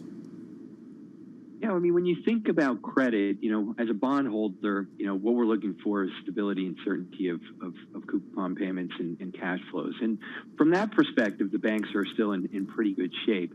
But the important thing to remember is banks, make money, not only on the level of yields, but the shape of the curve. So a flat curve for an extended period of time just makes for heavy sledding, and it's not surprising that the banks are underperforming. The more important question is just credit quality and credit in general. Corporate credit has had a tremendous run over the last few years, and certainly all the intervention back in 2020 materially improved the corporate credit backdrop and just credit conditions in general. So as the Fed steps back, to expect credit to sort of improve from here is probably a meaningful assumption. I think the reality is that credit conditions are have tightened up or likely to continue to tighten up, and credit quality is going to start to erode. Now, pace matters. And the reality is that it's not going to unravel very quickly, but over time, higher rates, flatter curves, and a more tough operating environment means that credit quality is going to start to deteriorate. So when we think about credit and credit in portfolios, we want to move up in quality. That's the simple message. And from a value versus growth perspective, we do like value. We want companies that are going to be certain in terms of their payment, and we also like kind of the fastest pace of cash flow possible. So when we think about the securities of those companies, we want to be shorter duration. We want as much cash flow coming to us as quickly as possible so that we can reinvest it as rates rise. So it's really kind of a multi-pronged strategy, but one that sort of, harbors both, sort of the economic backdrop and the technicals that really sit within fixed income. George, would you be willing to suggest that we should also be building up a cash position, given what's happening around us at the moment? Yes, I think cash is becoming an important commodity. As rates start to rise, you should start to see kind of cash balances increase.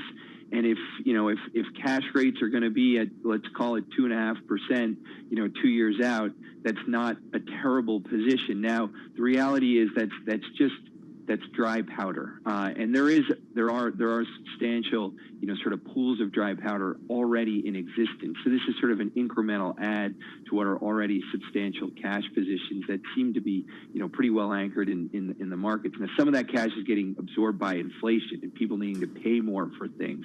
But from an investment perspective, holding a little bit more cash right now we think makes some sense. And we would want to look to deploy that as we move forward. Hey Chris, I wanted to give you the final word on big tech. We caught up with Dan Ives of Wedbush a little bit earlier this morning. The bull is bullish.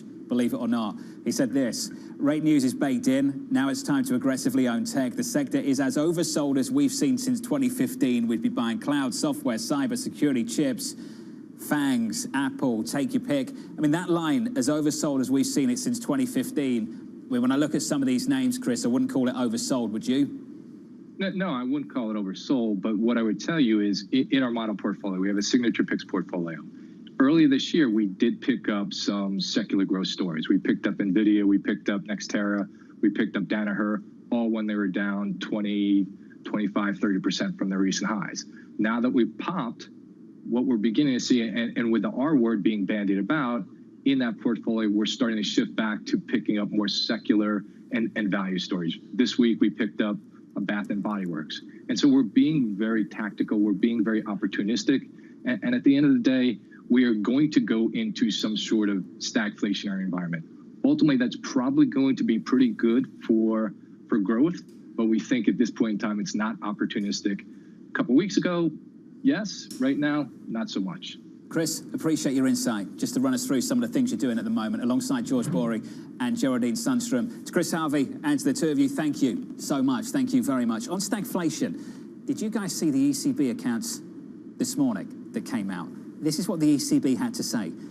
Given the extremely strong starting point and the anchoring of medium-term inflation expectations, it was difficult to see how this shock could push the Eurozone into stagflation. I'm not going to take a view on whether we go into stagflation or not in the Eurozone. Some people might say it's already happening. I will say this, I struggle to see how it's difficult to see how that would happen. I think for most of you engaging in this program on a daily basis, you might find it somewhat easy to see how that could be a scenario we end up in. That's the ECB for you. From New York, coming up, the US announcing fresh sanctions against Russia.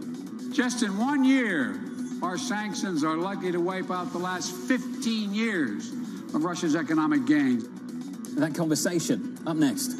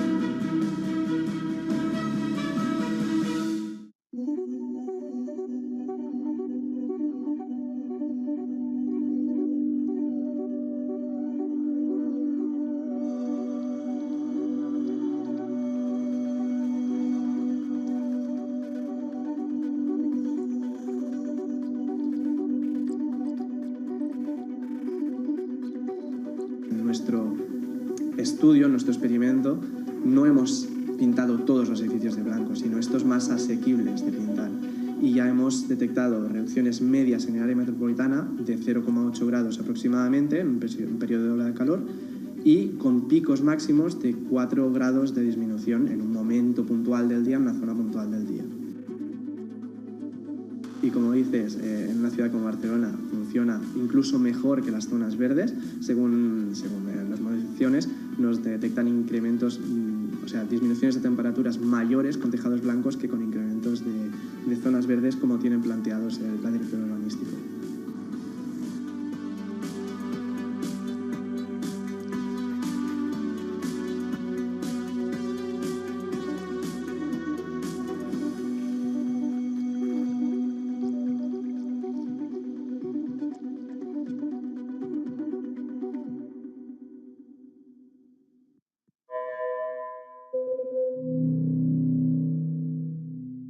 Bloomberg has enhanced search on the terminal. to deliver what you need when you need it. Now, you can simply type phrases in everyday English in the command line. Compare financials. Find people. Analyze markets. You can enter phrases or ask questions. What do you want to know today? Ask a question or visit SearchGo to find answers now.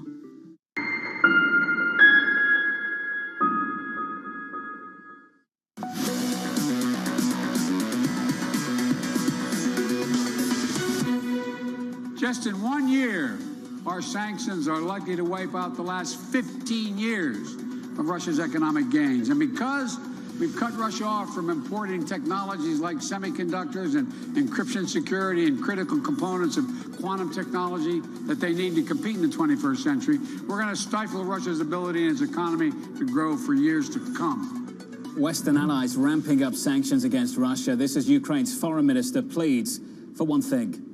My agenda is very simple. It has only 3 items on it.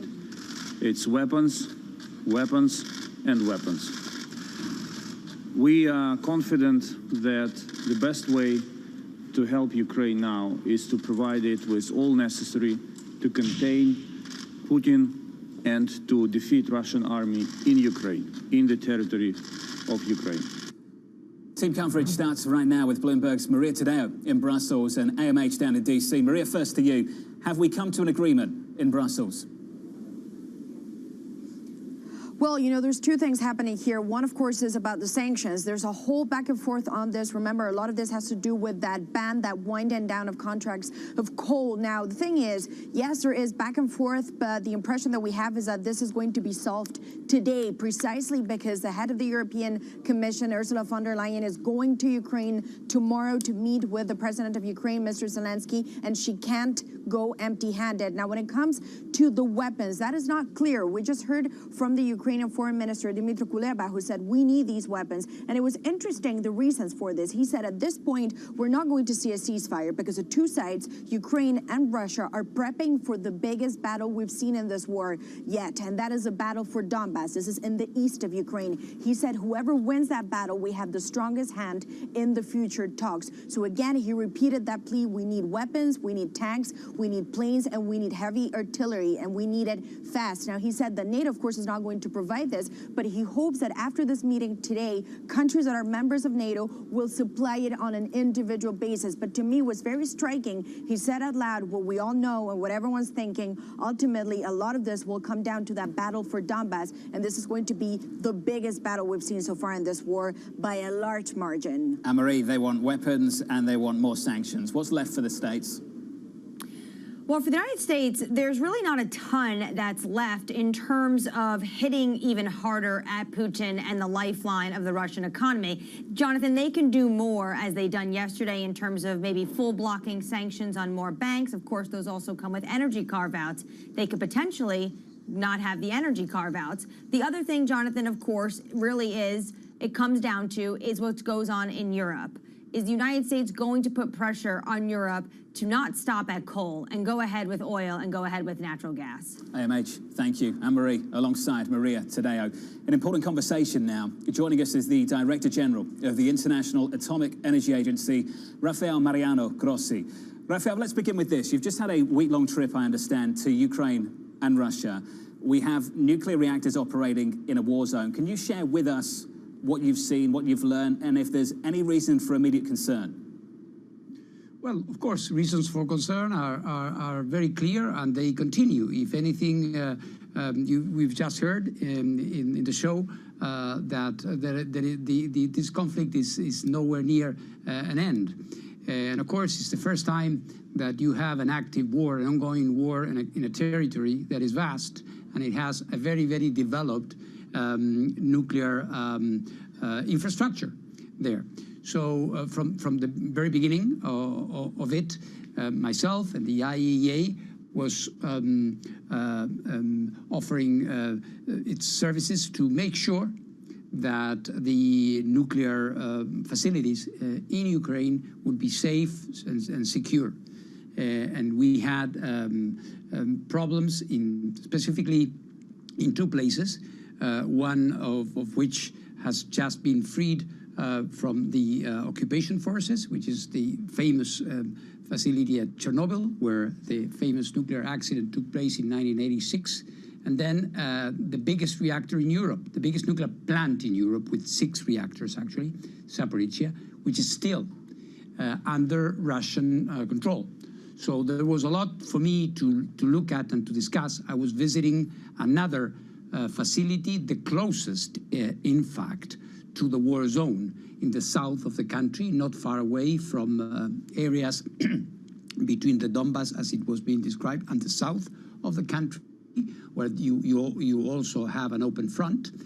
And so we were looking at the nuclear safety and nuclear security situation there, and also talking about what needs to be done in the next few weeks to restore some capabilities that have been lost in Chernobyl, and to look at what may be needed in some of the others. So this is an ongoing work. It's not something that has ended there. I hope to be visiting Chernobyl as soon as possible. Can we pick out one of the plants, Zaporizhia, if we could start there? It got worldwide attention in the last month for all the wrong reasons, as you know.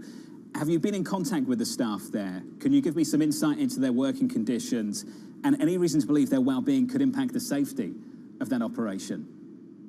Well, you have this very peculiar, unique situation where you have the plant itself is being operated by the normal rightful operators, the Ukrainian staff.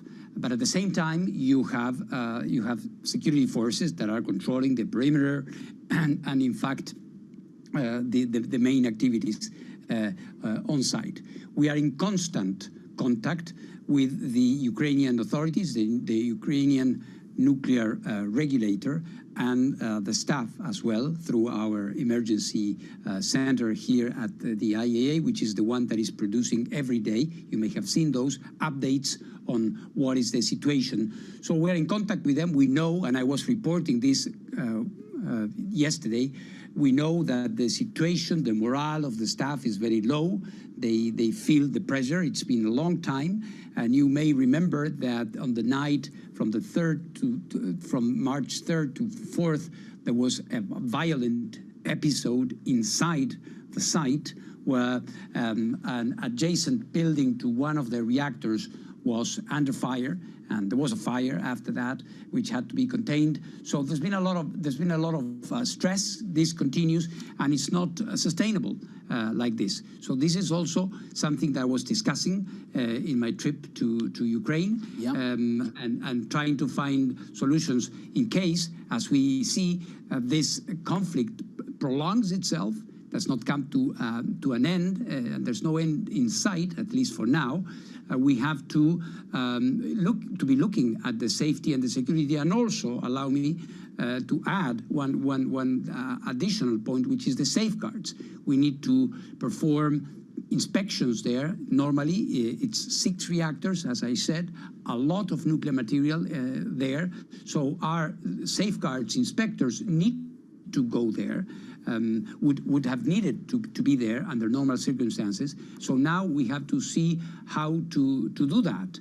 Otherwise, we will lose what we call in the jargon the continuity of knowledge. We will not be able to know exactly what happened with the nuclear material, within a period of time. And this, of course, could lend itself to questions in the future. So lots of worries we have. We are working. We are in contact. We are talking to everybody. This is very important to maintain the channels of communication. And we are trying also to set up a physical operation of the IAEA there at different plants as soon as possible. That you can continue this conversation with me in the future. This was such a valuable update for all of us. The IAEA Director General, Rafael Mariano Grossi, there on the situation in Russia and Ukraine. Your trading diary up next.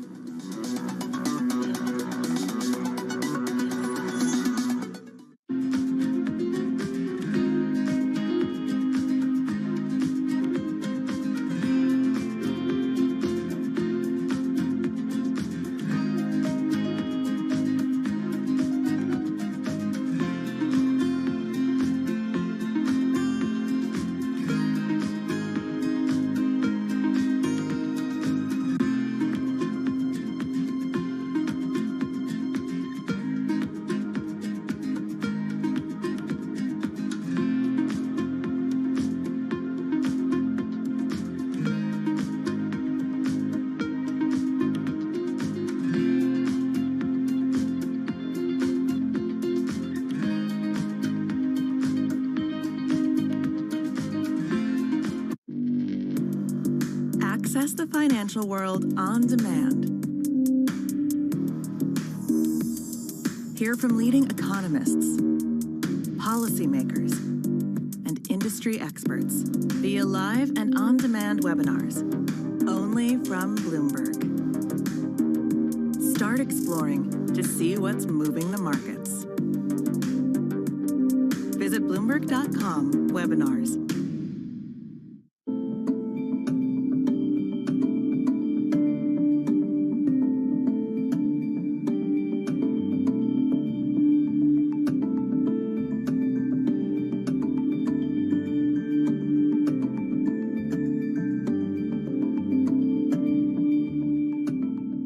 BSO Now is your online home for weekly Boston Symphony Orchestra and Boston Pops performances. See new concerts that go behind the scenes, plus acclaimed archival concerts. Visit bso.org/now, where the music plays on. BSO season sponsor, Bank of America.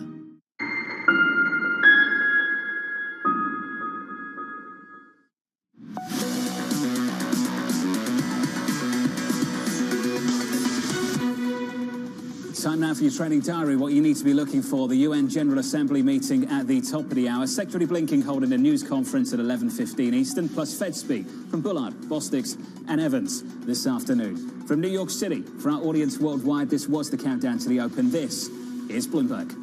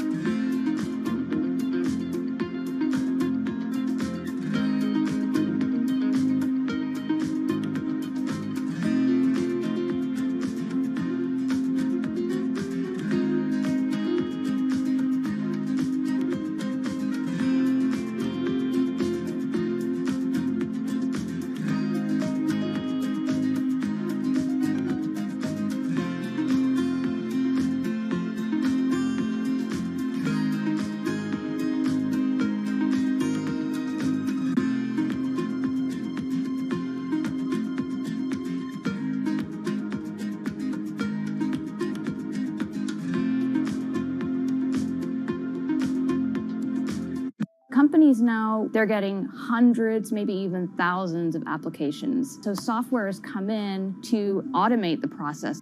You want to write your resume for robots, not for humans. The only job your resume has is to be comprehensible to the software that is reading it, because that software or robot is going to decide whether or not a human ever gets their eyes on it. These things are programmed by a certain segment of the population that might not be totally inclusive or not be fully aware. Concerns about how this technology could exacerbate discrimination. For the FTC, I think foremost, the FTC needs to be making sure that we're fully understanding this technology.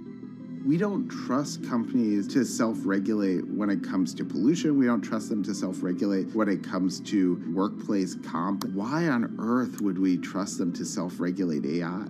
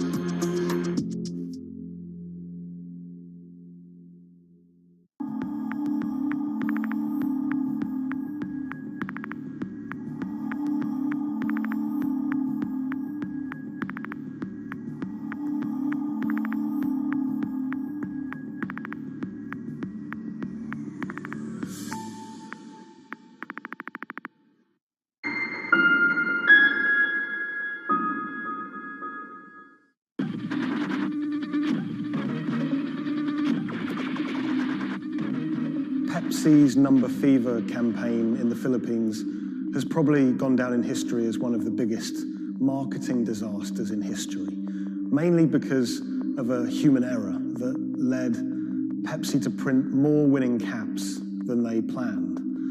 The resulting chaos caused riots, civil unrest, and even deaths. Reporting this story took over a year, and it resulted in me flying to Manila in the Philippines to meet unlucky winners and to find out exactly what happened back then in the 1990s.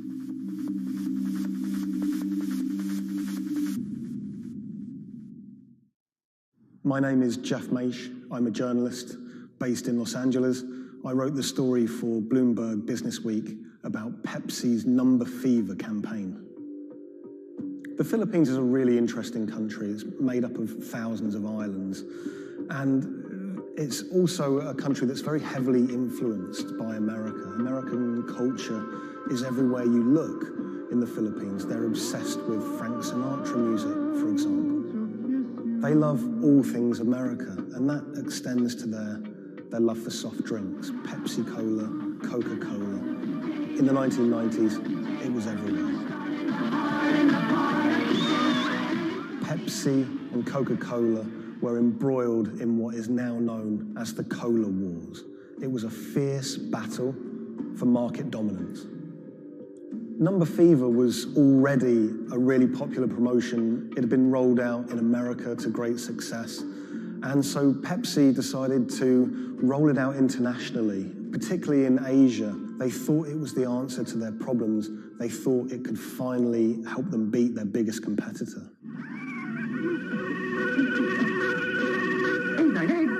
I won! Look for the winning number in Sari stores every day, also on TV, radio, newspapers. You could be a millionaire. $1 million pesos, or $68,000, doesn't sound like a lot now, but in 1992, that was a phenomenal amount of money. You've got to remember that in the Philippines at the time, the average monthly income was about $100, so $1 million pesos was wealth beyond anyone's wildest imaginations. Number Fever caught fire in the Philippines. Kids were saving up their pocket money to buy a bottle of Pepsi. Parents were squirreling away all of the bottle caps in bags. You would walk down the street and people were going through trash trying to find discarded bottle caps. It was a national phenomenon. Pepsi boasted that half the population of the Philippines was playing it. Number Fever boosted Pepsi's sales every month from $10 million to $14 million. It had a huge impact on Pepsi's bottom line. Number Fever quickly became number hysteria. Maids were being jailed for stealing their employers' winning bottle caps. There was even some murders over winning bottle caps. People were fighting in the streets over these caps. There were signs that there were going to be problems with Number Fever very early. Pepsi had rolled out the competition in Chile, and a garbled fax had caused some kind of problem with the winning number. They'd announced the wrong one in Chile, causing riots. There were signs that there could be big problems ahead if they didn't keep their eye on the ball. So in 1992, Pepsi decided to extend the campaign in the Philippines, and they announced that the competition would go on for a few more weeks. One night, on the television news, they announced the latest winning number, 349. The problem was, 349 had already been allocated as a non-winning number in earlier campaigns. So there were literally hundreds of thousands of bottle caps with 349 just floating around the Philippines. Hundreds of thousands of people all across the Philippines, thousands of islands, were finding winning bottle caps. 349, 349. Some people had 10 lucky 349 bottle caps. People were dancing in the streets, celebrating. They thought their problems were over. They were millionaires. It's still not certain exactly how many winners there were of lucky 349 bottle caps, but we know that Pepsi printed over 600,000 of them. Pepsi realized very early that there was a problem. Hundreds of people started arriving at their bottling plants with their lucky bottle caps. They realized something was seriously wrong. Pepsi tried to solve the problem by offering a small token donation to anyone that brought a lucky bottle cap to their bottling plant. But it wasn't enough. People didn't want just a handful of pesos. People wanted their million-peso prize. Within a year, violent protests and riots outside Pepsi factories would leave dozens injured and 5 people dead. At one Pepsi factory in the Philippines, a grenade was thrown through the window. It killed 3 Pepsi employees. Anacita Rosario was a school teacher living near Manila in the Philippines. She was one of the tragic victims of this whole thing. She was walking to a nearby store to buy some rice one day when a Molotov cocktail was thrown at a Pepsi truck in a violent protest. It bounced under the truck and exploded. It killed her and an innocent bystander who was just a child and injured many others. When I was in the Philippines, I tracked down Anacita's daughter, Cindy, and her husband, Raul. It was clear to me that they were still very upset by the whole thing. You know, a family had been ripped apart by this competition. And Raul told me that he'd never remarried. He'd told me that he'd gone to meet Pepsi executives after his wife was killed. And he was angry. He said to them, you know, this wouldn't have happened if it wasn't for you, if it wasn't for number fever. The biggest revelation from my reporting was rumors that Pepsi was somehow involved in bombing their own trucks. I found a newspaper report with a headline that said, "Pepsi goons bomb their own trucks." And when I visited the MBI, the police department in the Philippines, they presented me with documents and interviews with people who claimed that Pepsi had paid them to cause riots and to cause trouble outside their plants in order to destabilize the situation and to frame the owners of the coalitions that were fighting them, to try and curry favor. I just thought that was so shocking. And of course, Pepsi denied it, but how bizarre that a company would be accused of bombing their own trucks.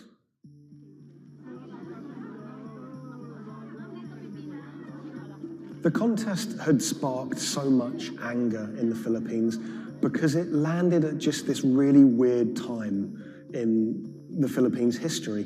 It was during a crazy election that was racked with allegations of fraud. The Philippines was in a kind of love-hate relationship with America. They loved, obviously, the American aid and finances that was pouring into the country, but at the same time, they yearned for independence. They wanted to be their own country. Vicente Del Fierro was a local preacher living in Manila, and he hated the Number Fever campaign. Del Fierro thought Pepsi's Number Fever campaign was just one of the many ways that America was asserting its dominance over a third world country. He hated seeing his fellow countrymen get ripped off, in his eyes, by this huge multinational American company. He wanted justice. Del Fierro rounded up over 800 winners of 349 bottle caps, and he got them all together to sue Pepsi for over $400 million to be divided between those holders of lucky bottle caps. Del Fierro took money from some of the people who could afford it. They paid him 500 pesos to help with legal fees, but for people who couldn't afford the money, he would just represent them pro bono. The alliance is to build up pressure on Pepsi. And so you see people marching in the streets. So we have mounted our own campaign, even in the U.S. He flew to America and he hired 2 consumer lawyers here in America to take on Pepsi. He had a meeting at Pepsi's headquarters to try and resolve the problem, but he said he wanted to take it all the way to the highest courts in America.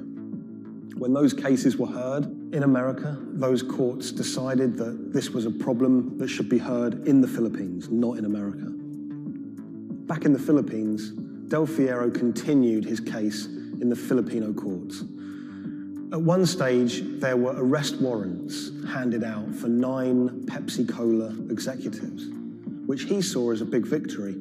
We don't know if those arrest warrants were ever upheld, but it made newspaper headlines across the country. Pepsi did not take kindly to Del Fierro's campaign. They tried everything to shut him down. They sued him for libel. My father had to attend 3 times a month for a branch 145 and another hearing for the branch 113A, also 3 times a month. Also, there was a time my father was hospital due to heart failure. Still, he had to attend the 2 branch hearing. Otherwise, for not attending, the judge will issue warrant of arrest to my father. My father passed away January 13, 2010. After staying for almost 1 year in the hospital, he died of complications due to heart failure. After the death of my father, I was inspired to do the website. PepsiCo will be remembered for what they did to the consumer in the Philippines and to my father. When I reached out to Pepsi for comment for this story, they claimed that they didn't have access to anyone who was working at Pepsi that was around in those days. They also said that during COVID-19, they didn't have access to their documents about this, but you know, they were very careful to say that they were sorry for everything that happened, and we do know that Pepsi did try everything to try and make this right. The Pepsi number fever disaster cost the company millions. We know that they paid up to $10 million in those goodwill payments, but the financial effect could be much greater. After the disaster, we know that Pepsi sales dipped. They were overtaken by Coca-Cola again. Pepsi's number fever disaster changed the legacy of that soft drink in the Philippines forever. Some people of a certain age won't touch it. For many people, Pepsi is a taboo word. A lot of the people that I spoke to were still quite traumatized by their experience, by that experience of winning $1 million pesos, losing it, and then returning to their normal life in poverty in Manila.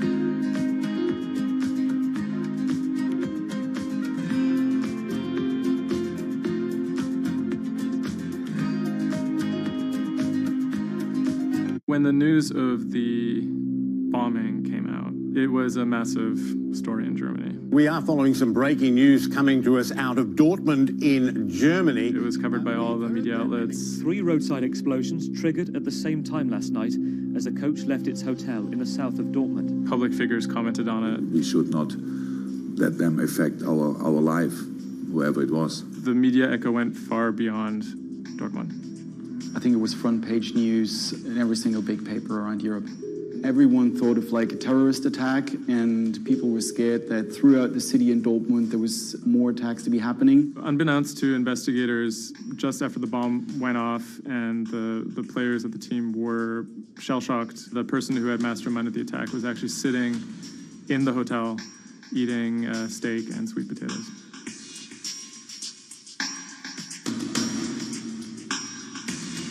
My name is Thomas Rogers. I'm the journalist who wrote the article, The Get-Rich-Quick Scheme That Nearly Killed a German Soccer Team.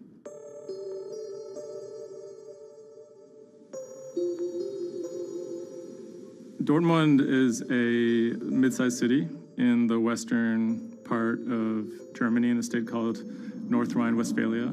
And it's a former industrial city that's kind of fallen on hard times in the last few decades. It was severely bombed in the war, so the center of the city is quite stark. Some of the few high points include its soccer team. My name is Ike Henning. I'm a reporter with Bloomberg News, and I'm a great fan of Borussia Dortmund. Dortmund fans are super loyal. On all match days, the entire city is in black and yellow. It's like a religion. I think more than most German cities, soccer does play a very large role in the identity of Dortmund. In October of 2000, the BVB became the first team in the Bundesliga to actually go public. Salaries for soccer players in the Bundesliga have gone up very dramatically. With such high prices, they thought that by going public, they would be able to compete better with big teams like Bayern Munich. Unfortunately, that didn't go too well. Dortmund bought too many expensive players, high wages, and the club almost went bust in 2005. The price of their shares, it has sometimes gone up, but mostly gone down since they made that decision. So on April 11th, 2017, the team was staying in a hotel on the outskirts of Dortmund. Match days are always special in Dortmund. Everyone is looking forward to it. The team always meets in the same hotel ahead of matches. They stayed in this hotel in order to have a kind of neutral space before games so that they could concentrate, be sort of isolated from distractions, things like that. Everyone was pretty optimistic. They had a chance to go really far, maybe into the finals. I was in the office and getting ready for match day. I was going to meet with a friend, a fellow Dortmund supporter, in a pub. As always, the fans are very excited about matches. On that day, they were heading to play in the quarterfinal against AS Monaco at Signal Iduna Stadium, which is in the center of Dortmund. Shortly before 7 p.m., the players of the team boarded their official team bus.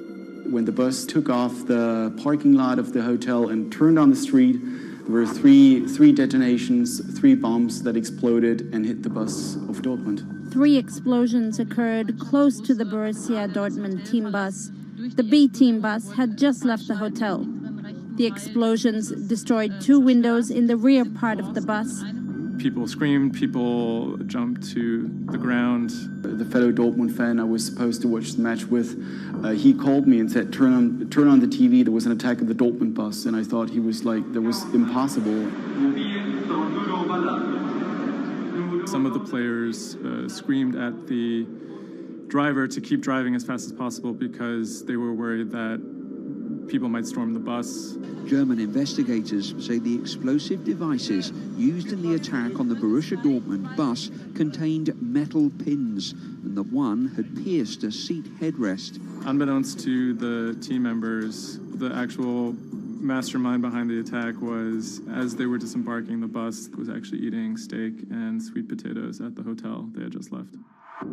Authorities are attempting to verify a letter left at the scene claiming jihadists were behind the attack.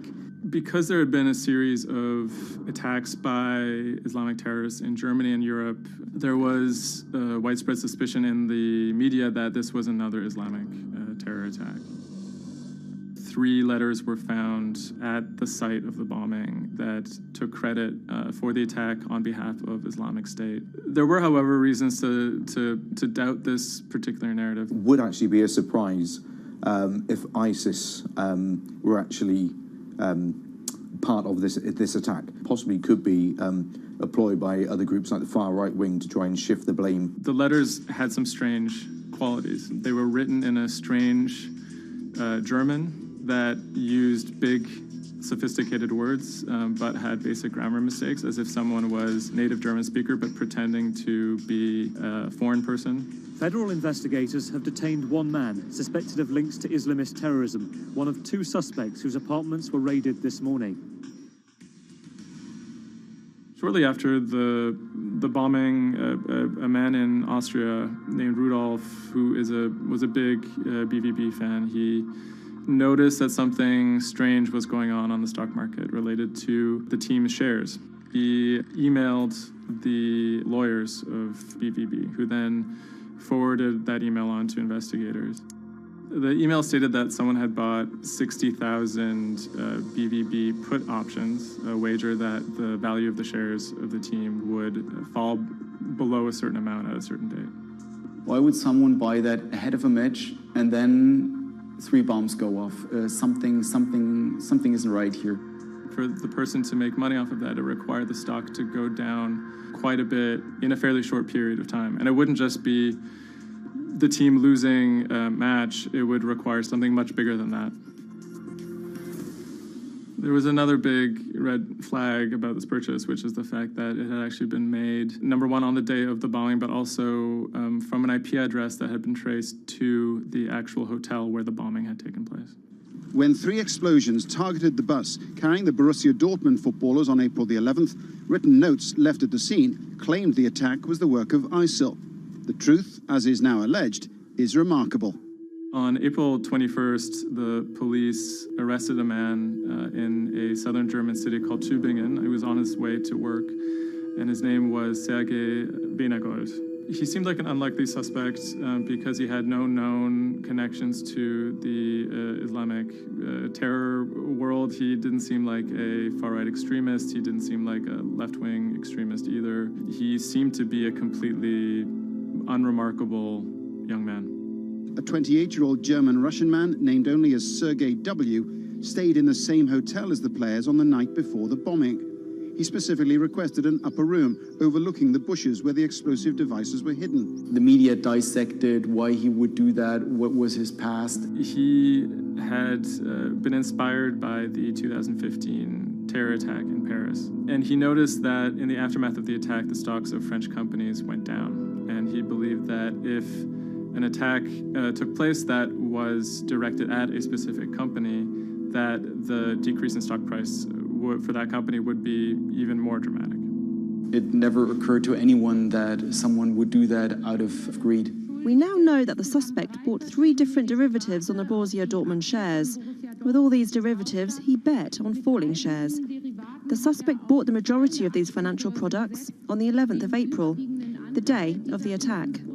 If the plot had been completely successful and the stock had reached a value of 0, Venergold would have made up to 570,000 euros, or the equivalent of about $608,000. Ultimately, the plan completely backfired. The attacker, Sergei Venegold, didn't make any money. In fact, he lost money.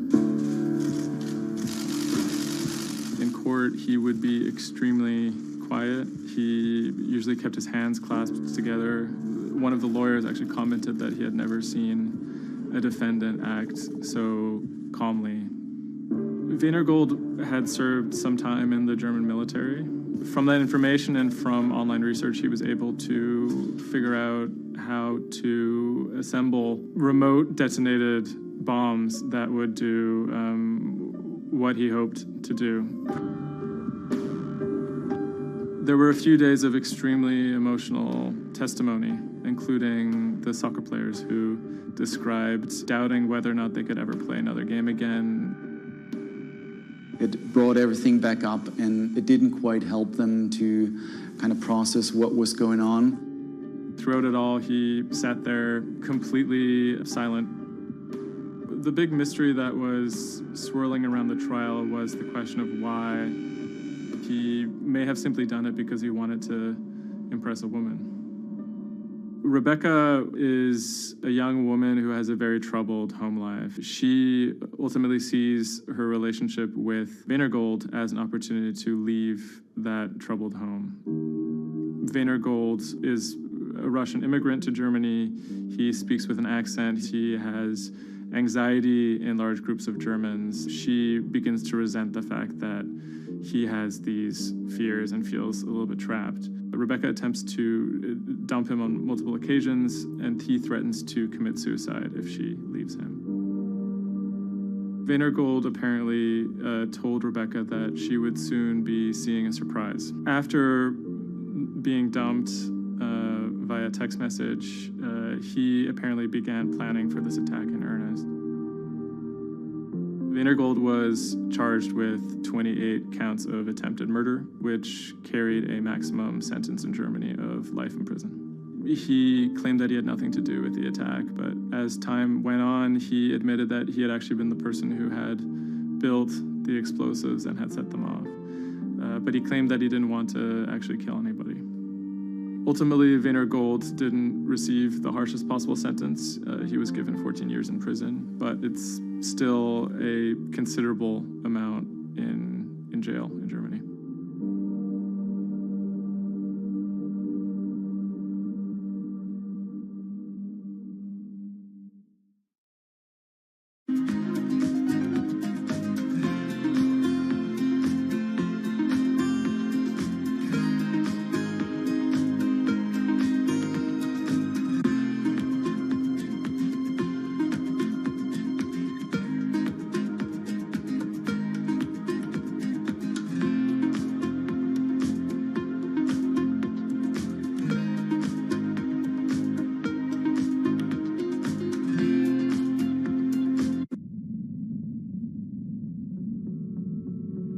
The threat of an asteroid hitting Earth is very real. If it's big enough, it's also very final. These are very, very infrequent events. The probability is not zero, though. A blinding flash of light streaking across the sky. About 100 tons of space rock falls on Earth every day. Most of it is so small it burns up in our atmosphere or lands unnoticed away from major populations. No human in the past 1,000 years is known to have been killed by a meteorite, and according to NASA, no large object is likely to strike the Earth any time in the next several hundred years. However, one thing is certain: we haven't found them all. There are thousands out there, and we don't know where they are.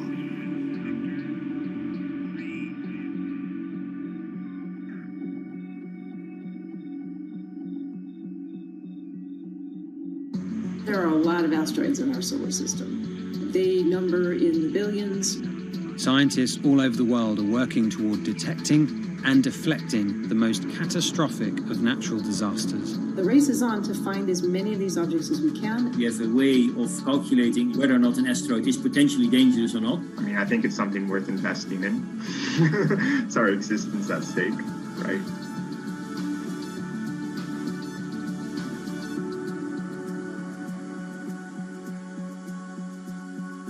Amy, let's get this one out of the way. It's probably the question you get asked the most, but how scared should we be? Asteroids and comets are a natural hazard that's out there like a lot of other natural hazards. These are very, very infrequent events, these collision events, where an object actually impacts the Earth. The most important thing that we need to know about asteroids is when the next impact is going to happen and how bad it will be. What we know is that an object that's about, say, a kilometer across is capable of causing very, very wide devastation across the planet, really, truly global devastation. The object that wiped out the dinosaurs was somewhere in the neighborhood of 5 to 10 kilometers across, so even bigger than that. At a kilometer, it's still going to be very bad and it will have global effects. For objects that are capable of causing what I would call sort of regional damage, kind of a large major metropolitan area, a city and its surrounding environment, sort of around 100-ish meters. It depends on the details of the composition and so forth. By the 1980s, NASA was cataloguing near-Earth objects. In 1994, stargazers watched as comet Shoemaker-Levy 9 hit Jupiter. The resulting zone of chaos was estimated to be as large as the Earth, and the event became a turning point in the search for asteroids and comets in our solar system. In 1998, Congress tasked NASA with finding 90% of asteroids and comets 1 kilometer wide or larger. Soon after, Hollywood blockbusters Armageddon and Deep Impact brought attention and fear to the masses. The great news is that the vast majority, more than 90% of all the really large 1 kilometer near-Earth objects have been found. The challenge now is working down to these smaller sizes that are still quite capable of causing a lot of damage, but they're just harder to spot because they're fainter, they're smaller. Can you give us a sense of how many are out there in our solar system? We know that there are a lot of asteroids in our solar system. They number in the billions. Most of them, however, are between Mars and Jupiter in what we call the main asteroid belt. This is a region of space where most of the asteroids in the inner part of our solar system live, and they stay there for many billions of years. There is another population, though, that kind of leaks inward and gets into the region somewhat close to the Earth, and we call these near-Earth objects. We think that there are millions and millions of near-Earth objects that are out there in the total population. As of today, we know of sort of around 25,000, something like that. When we first spot an object, we really know very little about it. We just see something moving across the sky. So all you get is just sort of a handful of snapshots, just enough to be able to tell that this isn't an asteroid that we've already seen before. And then once we can calculate the distance to it, we can now start to make predictions about its true size. Is it large or is it small? So we have a lot of information that we have to get pretty quickly to really understand what's going on. Finding asteroids is just one piece of the puzzle. Planetary scientists are extremely skilled in determining the orbits and speeds of asteroids based on relatively small amounts of data. NASA runs simulations of the trajectories asteroids could take, which is useful but time-consuming. A team of scientists in the Netherlands have found a way that could buy us more time. Our method is very quick. So you can very quickly get an assessment of whether or not the object is dangerous or not. If you look at the classical way of determining the danger of an asteroid, it may take days of computing time on very big machines to determine this hazardousness. The current problem is that there's just too many asteroids out there to spend a huge amount of computational power on all of them. So the neural network allows us to focus on what really could go and pose a hazard to Earth. A neural network is a computing system that mimics the way the human brain operates to find underlying relationships in a set of data. By training the network in this way, you train it in recognizing those objects that are most likely to hit the planet. And once it's trained, you can apply this network to all the unknown asteroids. And then you can make a selection and saying, hey, these are the ones which appear to be having orbits similar to the ones which we know are hitting the planet. That doesn't mean that they do, but it only means that they look very similar to the ones we know they do. What else did you find? Should we be particularly concerned about anything? One thing that we did find is that our neural network was able to go and identify a handful of asteroids which weren't considered potentially hazardous, that when we went and integrated them forward in time, they came quite close to Earth. We find a handful which were not detected before or not considered being dangerous before, and we think they are potentially dangerous. It's very hard to simulate kind of going forward in time an asteroid that's going to hit Earth because, well, the Earth is really small. And space is really big, and then you have to have very exact parameters to shoot an asteroid that goes and hits exactly Earth. And then Simon had the ingenious idea of not even trying to do that and just launching the asteroids from Earth's surface and integrating backwards in time. It's very hard to make it hit. So you need a lot of calculations which all end up in nothing. And the idea was then well, let's not do that. This is basically what NASA is doing. NASA is taking an asteroid, making multiple copies of them, shooting them all forwards in time, calculating their orbits, and then see what fraction sort of gets close to Earth. Not even hitting Earth, but getting close to Earth. And that they call it a potential impactor. So you calculate the solar system forwards in time for, let's say, 1,000 years. And then you launch asteroids from the surface as if you go forwards in time, would fall on the surface.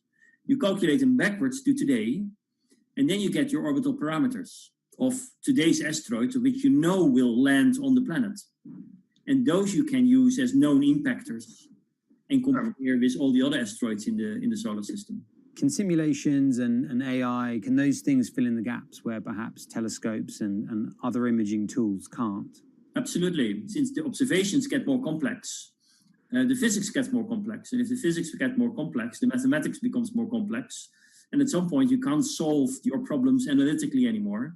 And then this is where the computer comes in. Now we have this trained neural network. We have a way of calculating in a fraction of a second whether or not an asteroid is potentially dangerous or not, and therefore deserves more attention or more time to spend on for really finding out if it is dangerous. When it comes to hunting asteroids, time is critical. What we can do about a potentially hazardous object depends a great deal on what we know about it and how much time we have before the encounter. We'd really like to find them when they're decades away, because the more time you have, the more options you have, and the less energy it takes to move an object aside. It also means we might not have to resort to launching a nuclear warhead at an asteroid. Until recently, pretty much our only choice. That's an option of last resort, in my opinion, yes. We have lots of options available. You can just simply bump into the object and just nudge it out of the way. That's one possibility, and that's kind of, in a way, sort of the simplest thing to think about, just nudging it off its path a little bit with, a massive object, a spacecraft, let's say. It's just kind of like bowling, if you will. If you have a long time or a long stretch of runway in the lane, just a very small twist on the bowling ball will make a big change in where it ultimately ends up. Another option would be something where you take a very big, massive spacecraft and you park it next to the object and you use the force of gravity as a towing rig. That takes longer, though, and you need to be able to send a pretty massive spacecraft, and it obviously depends a lot on how big the asteroid is. Other options start to get more and more complicated, and they range from painting one side of the object a white color and painting the other side dark, and then letting the pressure of light sort of perturb its orbit. In a departure from the lab and computer simulations, NASA has real plans to rehearse kinetic impact deflection.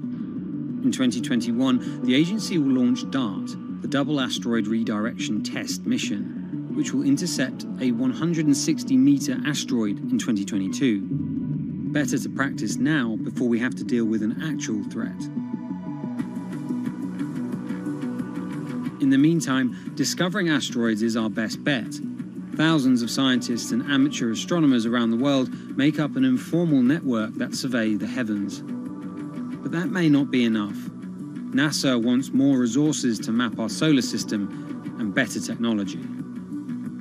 We need to ramp up our network of sensors, and also we need to just continue to strengthen our network of international observers so that we can get follow-up, because we find these objects when they're distributed all over the night sky. Once we get more observations, we get better data, we can make better predictions. If you look at the big impactors we have had in the last, let's say, 20 years, or maybe 30 years, or 50 years, most of them we haven't seen coming. So the real danger, I think, comes from the objects we don't know about, and not from the objects we do know about. This particular natural disaster, like a lot of natural disasters and like climate change, is a problem of the global commons. So the thing that we risk collectively is that it sort of then becomes nobody's problem, and nobody takes ownership over it. Asteroids are all over the sky. They just truly cross boundaries and borders with a second's notice. I kind of imagine in the future, maybe lots of small satellites around the Earth that are always going and looking outward. I mean, I think it's something worth investing in. It's our existence at stake, right?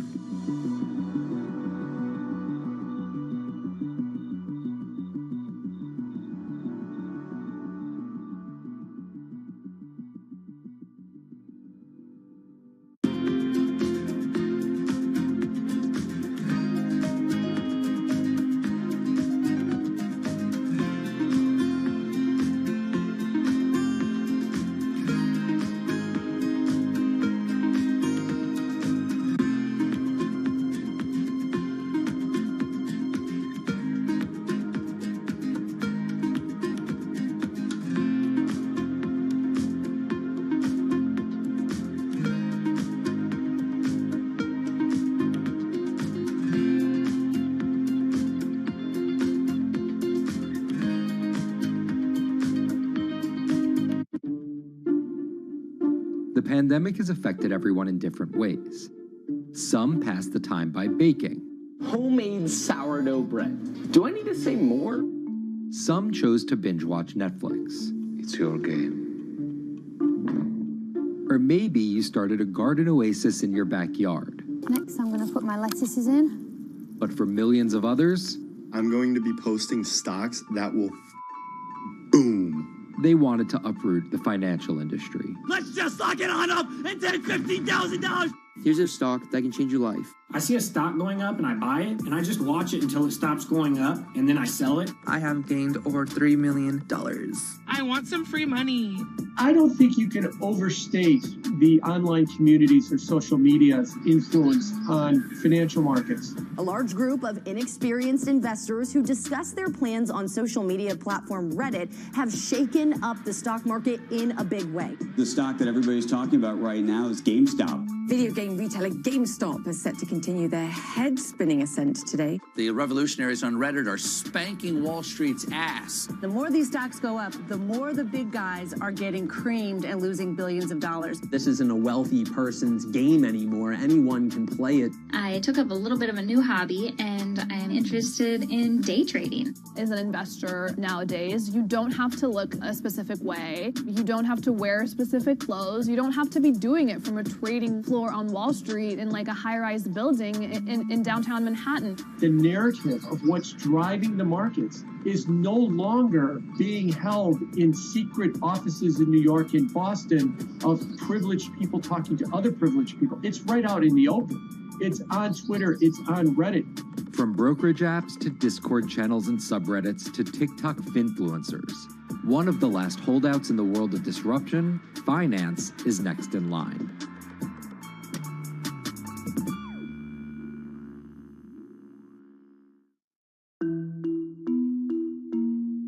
Investing should be as ubiquitous as shopping online. That's Vlad Tenev, the CEO of Robinhood, the online brokerage app, talking about how he wants his app to disrupt the world of stock trading like Amazon disrupted the world of home shopping. And I think that speaks to exactly the mission that a platform like Robinhood has, which is to democratize investing.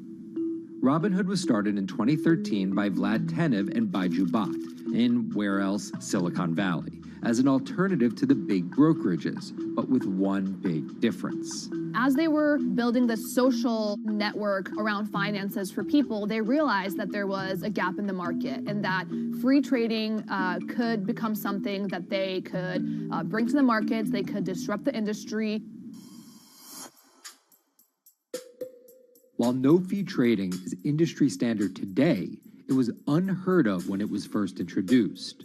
The online brokerage industry was really innovative when they came on the scene 10, 15 years ago, but they kind of stopped innovating where you haven't seen those commissions come down beyond $5 or $6 or $7.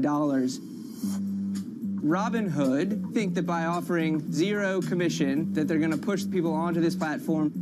And on top of no-fee trading, the customers Robinhood was courting have been long overlooked in the world of finance. So the typical customer of a Charles Schwab, for example, is putting a lot more money in that brokerage account than the typical customer at Robinhood. Even today, with all of its popularity, the median account size is about $240. There's Fidelities and the Schwabs and the E-Trades of the world. They look down their nose at those kind of accounts. I don't want a $1,000 account. They're just a headache. I want a $100,000 account. And this is key here, right? Because the thing about Robinhood that's different than every other single brokerage platform is how easy it is to use.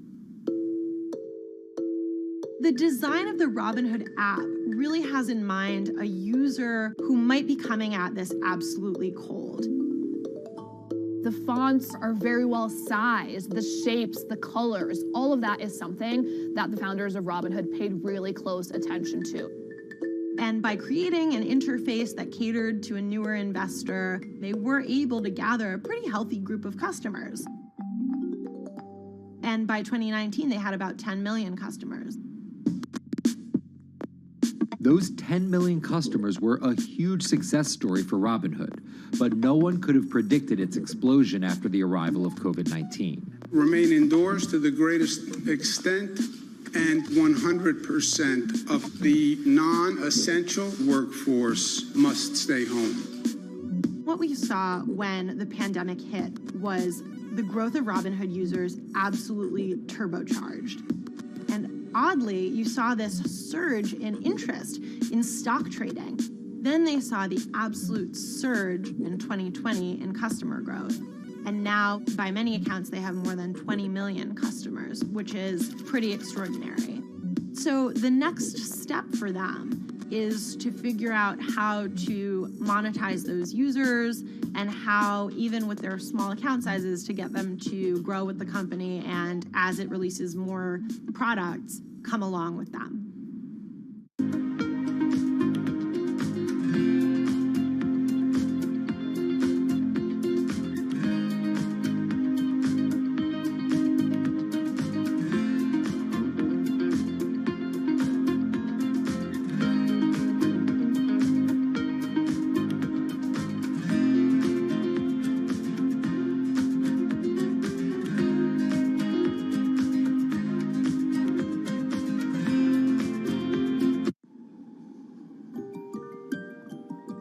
Robinhood would become one of the COVID economy's breakout successes. Robinhood traders, as they're called, became the shorthand explanation for the frenzy of often speculative retail investing after the pandemic lockdowns.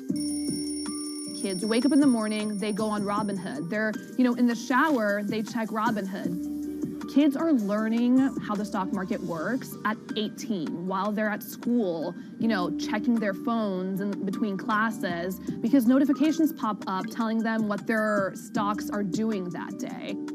With these new tools, millennials and Gen Z are investing in the market in ways their parents could have never even dreamt of. That is sort of key when we talk about the divide between older and younger generations, is that the younger generation is exposed to so much more information and tools at their disposal to do what they want in the market.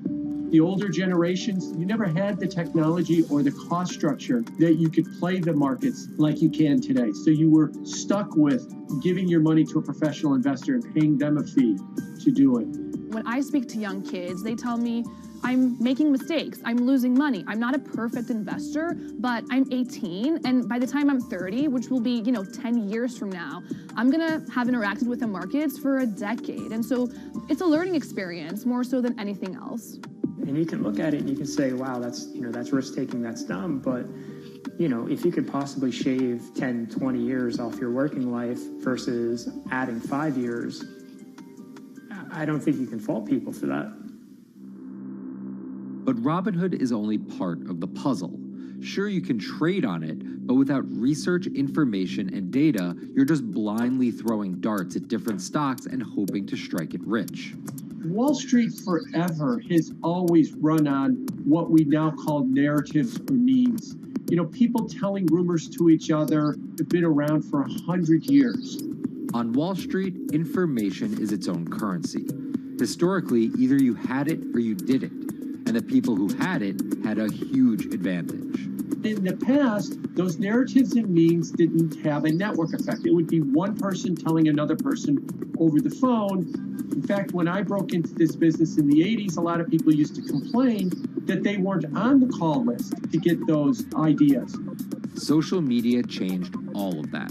Fast forward to 2021, that's being done on the internet now. And that's being done on Discord and Twitter and StockTwits and Reddit. And the impact is very similar, but orders and orders of magnitude larger. As social media has played a bigger part in our lives, it's also played a bigger and kind of more important role in how people find investing ideas online and on these platforms. How do those ideas spread? On TikTok. Yes, that TikTok. Soon may the weatherman come to bring us sugar and tea and rum. People aren't just going to it for sea shanty videos. The personal finance hashtag on TikTok has garnered 3.5 billion views from its 1 billion monthly active users. By comparison, videos found under the cooking and health tips hashtag have 2.6 and 2.1 billion views respectively. The trajectory of Robinhood and TikTok were literally on par. What happened in the stock market this week? So the word of the week is expectations. Absolutely essential that you guys understand the risks of shorting. And Kayla Kilbride and Kyla Scanlon are two of those financial influencer TikTokers, also known as finfluencers. I think people still care about fashion, they care about culture, but it's also like there's this big behemoth thing called the stock market that we really don't know a whole lot about, and it's gatekept behind the industry. And so people want to unpack that. And so my audience is, a lot of them are younger investors who are looking to hone their skills. Tech and write-up. Kyla and Kayla are two of the more, let's say, professional TikTok influencers. The Tesla ARK Bitcoin Biotech Risk Cluster. I've been trading since high school, and it was a really interesting way for me to fill out my decision-making frameworks and to think about thinking. And I think that the more that we can have people thinking about finance, the better that we're going to progress as a society. I think it's a huge gap in our educational system. If you're going to buy an option for a stock you think is going to go up, it's a call. So think of it like this. I made the options video where I was like, options are just like shopping. Rumor has it that this pallet's about to go up in price. So if I come in tomorrow, can I still buy it at said price? And a ton of women just like attacked that video and were like, you explain things so much better than my boyfriend or my professor, or like I could sit and listen to you all day. And I was like, this is what I was looking for. But TikTok's algorithm does not reward calm and measured videos about responsible investing. It rewards this. Watch this video for 30 seconds and you'll be rich for the rest of your life. I try not to say the A word, the ALGO word, because TikTok listens to us. The algorithm does impact how you feel. You know, you do notice which videos do better versus which videos do worse. How do you catch someone's attention in less than 60 seconds? And how do you make it something that they're like, I need this in my life? Nearly impossible to do that in 60 seconds. But the people who perfect it are the people that you're going to watch and going to stick around. And where people are sticking around? Reddit. And its nearly countless subreddits about finance. And by far the biggest one of those is Wall Street Bets. There's a lot of social media platforms out there, but Reddit is like the social media platform for finance. Places like Wall Street Bets is where it all goes down. Started in January 2012, it wasn't long before Wall Street Bets adopted a 4chan-like etiquette, leading to their tagline, like 4chan found a Bloomberg terminal. We had all these unexplained stock moves, and we would be grasping for why stock XYZ jumped 20% in a day. And you would look at Wall Street Bets, and you would see people there talking about buying options in that stock, and it sort of, squared the circle, so to speak, and started making sense. And it was at that point that it was like, wow, we have to start paying attention to this. Some people on the platform really spend tons of time, and others are just looking for entertainment and to have a little bit of fun, effectively gambling or looking for an outlet, trying to make a little bit of money. Then on top of all of that, there were stimulus checks. Now, clearly, this money is going to people who need to use that to eat, to live, but there's a lot of people who use this money to invest in the stock market. And it's not just stock tips. People quote-unquote YOLO their entire life savings or stimulus checks on a single stock. They post what is called gain and loss porn, screen-grabbing staggering hits and misses on stocks for the entire community to see. I am about to lose everything. And while some of the people on Wall Street Bets are novice investors, the community contains multitudes. In one respect, what it did show us among these network groups is they are very sophisticated. They're not a bunch of ignorant people talking to other ignorant people. And this is where the pieces of the puzzle all come together to wreak havoc on Wall Street for a solid week in early 2021. It's pretty clear that the combination of more people having retail brokerage accounts and trading apps and more people being stuck at home looking for some kind of entertainment and some kind of community online came together in this very singular way. What came together is GameStop. Let's go back to the beginnings of what happened with GameStop a couple of years ago. On the boards like Reddit and StockTwits, a lot of people were talking about GameStop as being attractive value. Some of them are even, Wall Street alums who left the industry and now still have access to tools that they can use to improve their financial well-being and make very good decisions. And I think Roaring Kitty is a perfect example of that. GameStop is one of the most compelling asymmetric opportunities in the market today. Really, I don't understand how you could disagree with that. At the same time that this crowd was talking it up, the hedge fund institutional crowd didn't like this stock at all, and it had the largest short interest of any stock in the New York Stock Exchange going into late 2020. Short selling is a bet that a stock price will fall, and it's a fairly simple concept. An investor borrows a stock and then sells it. The investor is betting on buying the stock back later for a lower price before returning it to the original owner, pocketing the price difference.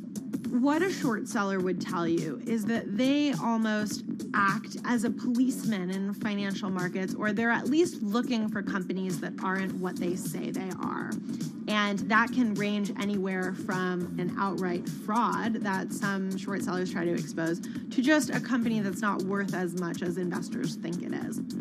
The problem is, if the stock price rises, the short seller has to come up with the money to buy the stock back. And the more it rises, the more it costs.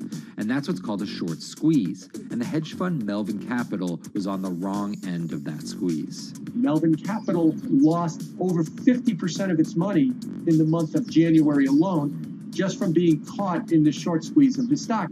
This is where the disruption comes in. One of the most wild stories you're ever going to see. GameStop shares absolutely going nuts. In less than a year, the company's stock has jumped from less than $3 a share to almost $350. Cheers, everybody! Roaring Kitty has turned $50,000 or so investment into some $14 million. Whoa! Investors all over social media use the free trading app Robinhood to wreak havoc on Wall Street. They're actually piling on into some of these stocks to really hurt the professional short sellers. And they all used Reddit, Twitter, TikTok, and Discord to tell one another to keep buying and, quote, hold the line and not sell GameStop. People are getting cheerleaded for jumping in, buying at the highs. They're saying, keep going. And it was working too, until Thursday morning, the trading app Robinhood sent out this tweet. In light of current market volatility, we are restricting transactions, including GameStop. People were really angry. Robinhood was supposed to allow the regular people to play the same game these big boys are playing. But instead, we were all taken for schmucks, and they screwed us. Shares of GameStop are jumping again now that retail investors are being allowed to buy shares of the stock. But what we learned is that when people organize online, they have the ability to disrupt the market. And it was a big sign. The ivory walls of the institution aren't as powerful as maybe the institutions thought them to be. I don't know if pumping up GameStop was the best use of billions of dollars, but I think that as a signal to society, it was pretty interesting and powerful. The GameStop saga was so impactful that both Vlad Tenev and Roaring Kitty were called in to testify before Congress to clarify each of their roles in the saga.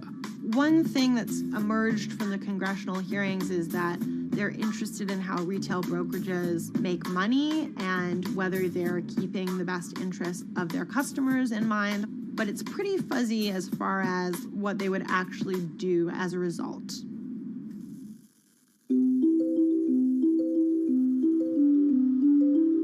While the frenzy around GameStop eventually subsided, it didn't take long for retail investors to find other areas to invest their money. Take a look at Bitcoin going bananas over the weekend. Bitcoin forms a brand new all-time high. It was after GameStop started to drop that we saw Bitcoin really go up to over 60,000. How much further does this rally have to run? It's compelling to say that money shifted from one venue to the other. While correlation doesn't equal causation, there's a chart out there showing an inverse correlation on meme stocks going down and cryptocurrencies going up. There's definitely an aspect where people are making money on stocks and then moving, they're agnostic, they're not hedge funds. They can invest wherever the hell they want. It's a classic sort of momentum trade. They're going to wherever the winners are and they're willing to jump on and, ride it. So whether it's meme stocks like GameStop, meme coins like Dogecoin, or entirely new ways to invest in art like NFTs, the new kind of retail investor is making its presence known. Over the next 10, maybe 15 years, you're going to continue to see, whether by choice or by force, that baton go from older generations to younger generations. I don't think any single app is going to be the thing that disrupts. I think people are the disruptors.